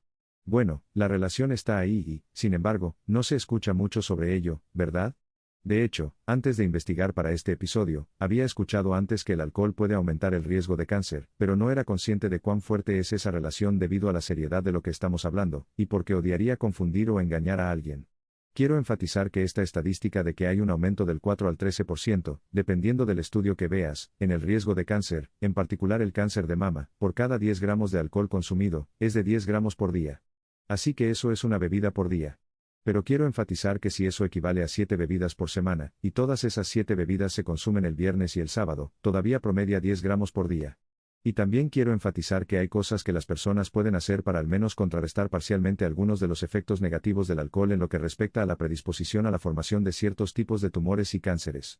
También quiero dejar claro antes de decirlo que hacer las cosas que estoy a punto de decir no es una garantía de que no vayas a contraer cáncer, ni es una garantía de que el alcohol no vaya a conducir a una mayor predisposición a ciertos tipos de cánceres, y las dos cosas son el consumo de folato y otras vitaminas B, especialmente la B12. Sabes, el consumo de folato y B12 ha demostrado disminuir el riesgo de cáncer en personas que ingieren alcohol, pero no lo elimina por completo. ¿Por qué es así? No está completamente claro. Probablemente tenga algo que ver con la relación entre el folato y la B12 y otras vitaminas B en las vías de regulación génica que pueden llevar al crecimiento tumoral. Pronto traeremos a un experto en biología del cáncer y, en particular, en biología del cáncer de mama al programa, y podremos hacerle preguntas al respecto. Pero me doy cuenta de que esto va a generar una serie de preguntas, y tal vez incluso haga que algunos de ustedes salgan, y comiencen a tomar ácido fólico y otras vitaminas del grupo B, como la B12. No es casualidad que muchos de los suplementos y tratamientos reportados para la resaca incluyan ácido fólico y B12. No sé si tenían en mente la literatura sobre el cáncer cuando crearon esos suplementos y productos. Lo dudo. El alcohol realmente altera las vías de las vitaminas del grupo B, tanto las vías de síntesis como las de utilización. A veces escucharás que, si tomas tus vitaminas B, te ayuda a recuperarte más rápido de la resaca. Nuevamente, la literatura no respalda eso. Pero también, nuevamente, no hay muchos estudios al respecto, pero más importante aún, en lo que respecta al alcohol y la formación de tumores y cánceres, parece que la disminución del ácido fólico y otras vitaminas del grupo B, como la B12, son parcialmente responsables del efecto del alcohol en el aumento del riesgo de cáncer. Y parece que consumir cantidades adecuadas de ácido fólico y B12 podría, nuevamente, y quiero subrayar y resaltar la palabra parcialmente, contrarrestar parcialmente ese aumento del riesgo. Hay una categoría adicional que quiero destacar, por supuesto, y es vitalmente importante decirlo, aunque es obvio, que las personas que están embarazadas no deben consumir alcohol en absoluto. El síndrome alcohólico fetal es bien conocido y está establecido. Es terrible. Los fetos experimentan un desarrollo cerebral reducido, que a menudo es permanente, un desarrollo limitado de las extremidades, y un desarrollo deficiente de los órganos en la periferia, como el corazón, los pulmones, el hígado, etc. Ingerir alcohol durante el embarazo es simplemente una mala idea. Y la razón por la que menciono esto es, en primer lugar, porque es importante incluirlo en un episodio como este. Pero también porque podemos observar dos cosas. Primero, podemos observar el mecanismo y luego también podemos ver algo de la mitología que, lamentablemente, todavía existe. Vamos a abordar primero la mitología que, lamentablemente, existe. Si buscas en línea, a veces encontrarás, tristemente, que algunas personas creen que ciertos tipos de alcohol no son perjudiciales para los fetos. Dirán, bueno, el champán es seguro para que lo beba una madre embarazada, pero la cerveza no lo es. Eso es absolutamente falso. El alcohol es alcohol. No hay evidencia alguna de que consumir ciertos tipos de alcohol sea más seguro para los fetos que otros. El alcohol es una toxina. Y la razón por la que existe el síndrome alcohólico fetal es por la capacidad de esa toxina para interrumpir los procesos celulares. Recuerda, el crecimiento de tumores y la forma en que el alcohol puede acelerar el crecimiento tumoral al proliferar las células incorrectas, las que no quieres que proliferen. Bueno, todo el desarrollo embrionario, todo el desarrollo fetal, no es el crecimiento de un tumor. Obviamente, es el crecimiento de un embrión, y se lleva a cabo de una manera muy orquestada. Comencé estudiando el desarrollo cerebral. Ahí fue donde comencé en la neurobiología. Y todavía enseño embriología a estudiantes de medicina y posgrado. El conjunto de procesos coordinados que deben ocurrir desde la concepción hasta el nacimiento para dar lugar a un embrión saludable es tan dinámicamente controlado y tan exquisitamente preciso, con puntos de control, mecanismos de recuperación y redundancia en los genes que se expresan para asegurarse de que si algo sale mal, se repare, etc. El alcohol como mutágeno, no he usado esa palabra antes, pero es una sustancia que puede mutar el ADN a través de alteraciones en la metilación del ADN, y estos puntos de control en el ciclo celular. El alcohol como mutágeno es una de las peores cosas a las que puede estar expuesto un embrión en desarrollo, y nuevamente, debido a que es soluble en agua y en grasa, la ingestión de alcohol cuando las personas están embarazadas pasa directamente al feto. Ahora, me doy cuenta de que algunas personas podrían estar pensando, oh, Dios mío, no me di cuenta de que estaba embarazada hasta una cierta etapa del embarazo. Y antes de darme cuenta, estaba ingiriendo alcohol. Obviamente, no se puede deshacer lo que ya se ha hecho. Pero también quiero enfatizar que el síndrome alcohólico fetal, si bien sí, hay un síndrome completo que se manifiesta como cambios en el desarrollo craneofacial que son muy obvios y puedes buscar estos síntomas. Probablemente hayas visto estas imágenes antes, que tienen que ver con la distancia entre los ojos, el tamaño de la frente y otras características del desarrollo craneofacial. Y, por supuesto, también ocurren cosas en el cerebro. Es un espectro. Por lo tanto, es posible que algunos de los cambios que ocurren sean más leves. Y afortunadamente, el cerebro joven, en particular el cerebro en el periodo postnatal temprano, es increíblemente plástico. Hay cosas que se pueden hacer para ayudar a recuperar circuitos neuronales que no se desarrollaron bien, etc. Pero aunque es algo obvio o debería ser obvio, realmente quiero dejar claro que no hay ninguna evidencia de que ciertos tipos de alcohol sean más seguros para que las mujeres embarazadas los ingieran que otros. Es absolutamente incorrecto. Ninguna persona embarazada debería ingerir alcohol. Y ciertamente, si las personas sienten que no pueden evitar el alcohol mientras están embarazadas, realmente necesitan trabajar con alguien para asegurarse de que simplemente no suceda, porque es extremadamente perjudicial para el feto en desarrollo. Finalmente, quiero hablar sobre los efectos del alcohol en las hormonas. Y quiero distinguir entre cantidades bajas de ingesta de alcohol, cantidades más altas de ingesta de alcohol y, nuevamente, este consumo crónico de alcohol en comparación con el uso ocasional frente al uso realmente crónico. Es decir, el consumo de alcoholismo o trastorno por consumo de alcohol donde las personas están bebiendo una cantidad inmensa de manera continua. La literatura sobre el alcohol y las hormonas es bastante extensa, y por supuesto, hay muchos tipos diferentes de hormonas. Las hormonas que se mencionan con mayor frecuencia, y de las que se habla en este podcast son las hormonas testosterona y estrógeno, que están presentes tanto en hombres como en mujeres. Y que en ambos, hombres y mujeres, son importantes para cosas como la libido. También son responsables del desarrollo sexual, el desarrollo real de los genitales antes y después del nacimiento. Son responsables, por ejemplo, el estrógeno es importante para la memoria y la cognición. Nunca se quiere que el estrógeno baje demasiado en hombres o mujeres, porque puede afectar la cognición y la salud articular, etc. Para mantener esta discusión relativamente restringida, es justo decir que el alcohol y, en particular, los metabolitos tóxicos del alcohol aumentan la conversión de testosterona en estrógeno. Esto ocurre en varios tejidos diferentes, no solo en los testículos de los hombres, sino en muchos otros tejidos. Me referiré a una excelente revisión. Proporcionaremos un enlace en las notas del episodio. Este es un artículo que se publicó en el año 2000, pero los datos siguen siendo bastante sólidos. La revista se llama, curiosamente, Alcohol. Sí, literalmente hay una revista llamada Alcohol para la publicación de datos y revisiones sobre el alcohol y sus efectos. El título del artículo es, ¿puede el alcohol promover la aromatización de andrógenos a estrógenos? La aromatización es el proceso de conversión de testosterona y otros andrógenos en estrógenos a través de enzimas como la aromatasa. Esta es una hermosa revisión que describe cada tejido, o casi cada tejido, desde el ovario en las mujeres hasta la placenta, el hígado y los testículos, en los cuales el alcohol puede aumentar la aromatización de testosterona en estrógeno. En las mujeres, esto puede ser parte de la razón por la que hay un aumento en los cánceres relacionados con el estrógeno. El cáncer de mama puede estar relacionado o no con el estrógeno. Hay otros tipos de cánceres relacionados con el estrógeno fuera del cáncer de mama. Pero parece que una de las razones por las que el alcohol aumenta el riesgo de cáncer de mama es debido a esta aromatización de la testosterona en estrógeno. En los hombres, la conversión acelerada o anormal de testosterona en estrógeno puede llevar al crecimiento del tejido mamario en los hombres, lo que se conoce como ginecomastia, u otros efectos de altos niveles de estrógeno, o debería decir, de relaciones alteradas entre testosterona y estrógeno, porque eso es realmente lo importante. Estos pueden incluir cosas como disminución del deseo sexual, aumento del almacenamiento de grasa y una serie de otras cosas que la mayoría de la gente consideraría efectos negativos.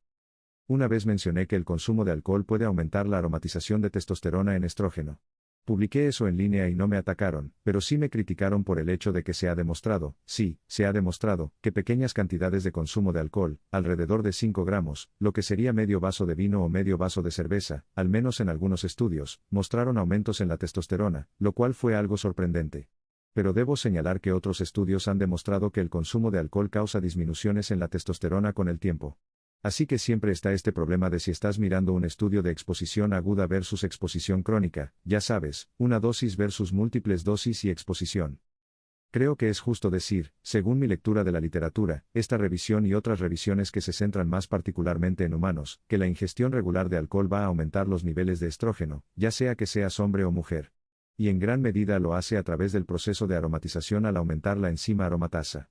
Sí, hay cierta dependencia de la dosis, pero creo que si eres alguien que intenta optimizar tu relación de testosterona-estrógeno, independientemente de si eres hombre o mujer, entonces, sin duda, querrás evitar beber demasiado alcohol. Así que hemos cubierto muchos temas, y datos relacionados con los mecanismos del alcohol, resaca, tolerancia, riesgo de cáncer, etc. Reconozco que principalmente te he hablado sobre los efectos negativos del alcohol. Quiero reconocer que muchas personas disfrutan del alcohol con moderación o incluso en pequeñas cantidades, una bebida ocasional o dos, o tal vez incluso un promedio de una bebida por noche, es decir, 7 bebidas por semana. No estoy aquí para decirte qué hacer y qué no hacer. Sin embargo, encuentro inmensamente interesante que, en primer lugar, el alcohol es una toxina conocida para las células del cuerpo. Algunos de ustedes podrían decir de inmediato, bueno, espera, ¿qué pasa con la hormesis? ¿Qué pasa con este fenómeno donde si ingerimos regularmente una toxina, nos hacemos más fuertes? En otras palabras, lo que no nos mata, nos hace más fuertes. Ahora, ¿hay alguna razón para creer que podría ser beneficioso en términos de algunas formas de resiliencia celular? Tal vez no. Lo siento, no funciona de esa manera. Existen procesos de hormesis en los cuales, por ejemplo, exponerse de manera segura a aumentos en la adrenalina a través de, ya sabes, baños de hielo u otras cosas que aumentan la adrenalina pueden elevar tu llamado umbral de estrés. Pero aquí estamos hablando de estrés celular y daño a las células. Así que mi lectura de la literatura, y nuevamente, esta es mi lectura y les invito a proporcionar estudios o, en realidad, preferiría colecciones de estudios que apunten en la dirección, si existen, de que el alcohol puede ser beneficioso. Pero mi lectura de la literatura, o debería decir, mi entendimiento de lo que llamaría el centro de gravedad de la literatura sobre el alcohol es que ningún consumo, es decir, el consumo de 0 onzas de alcohol, va a ser mejor para tu salud que un consumo bajo a moderado de alcohol.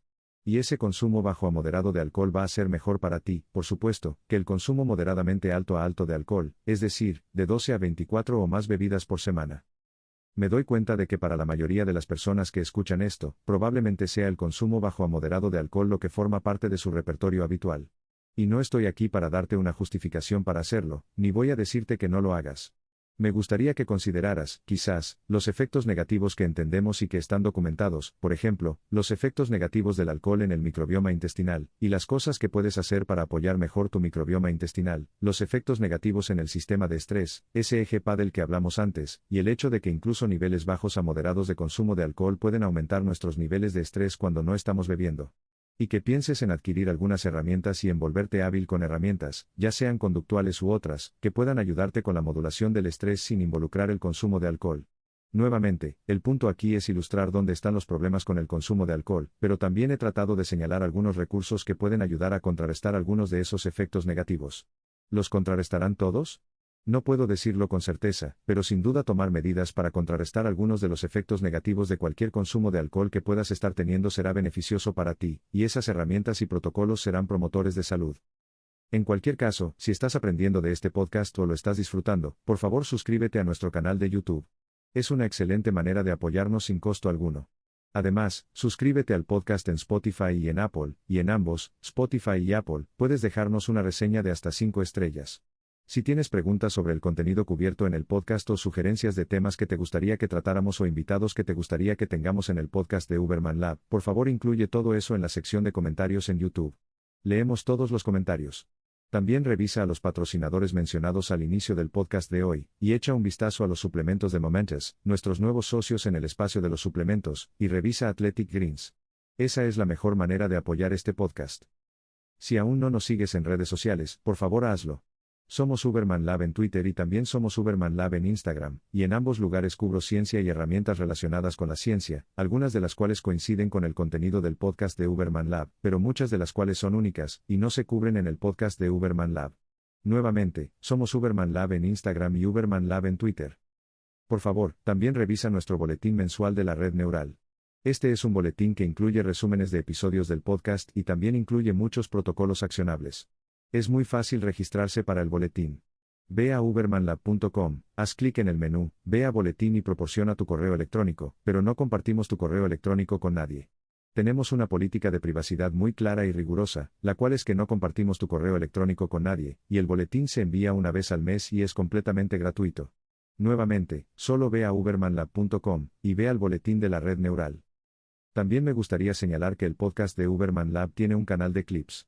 Estos son breves clips de entre 3 a 10 minutos que abarcan conceptos únicos y protocolos accionables relacionados con el sueño, el enfoque, entrevistas con varios invitados. Hablamos de cosas como la cafeína, cuando tomarla en relación con el sueño, el alcohol, cuándo y cómo y si alguien debería ingerirlo en relación con el sueño, dopamina, serotonina, salud mental, salud física y mucho más. Todas las cosas que se relacionan con los temas de mayor interés para ti. Puedes encontrarlo fácilmente yendo a YouTube, buscando Uberman Lab Clips en el área de búsqueda y te llevará allí. Suscríbete y estamos constantemente actualizando esos clips con nuevos. Esto es especialmente útil, creo, para las personas que se han perdido algunos de los episodios anteriores o que todavía están trabajando en el catálogo anterior de podcasts de Uberman Lab, el cual, lo admito, puede ser bastante largo. Y por último, pero ciertamente no menos importante, gracias por tu interés en la ciencia.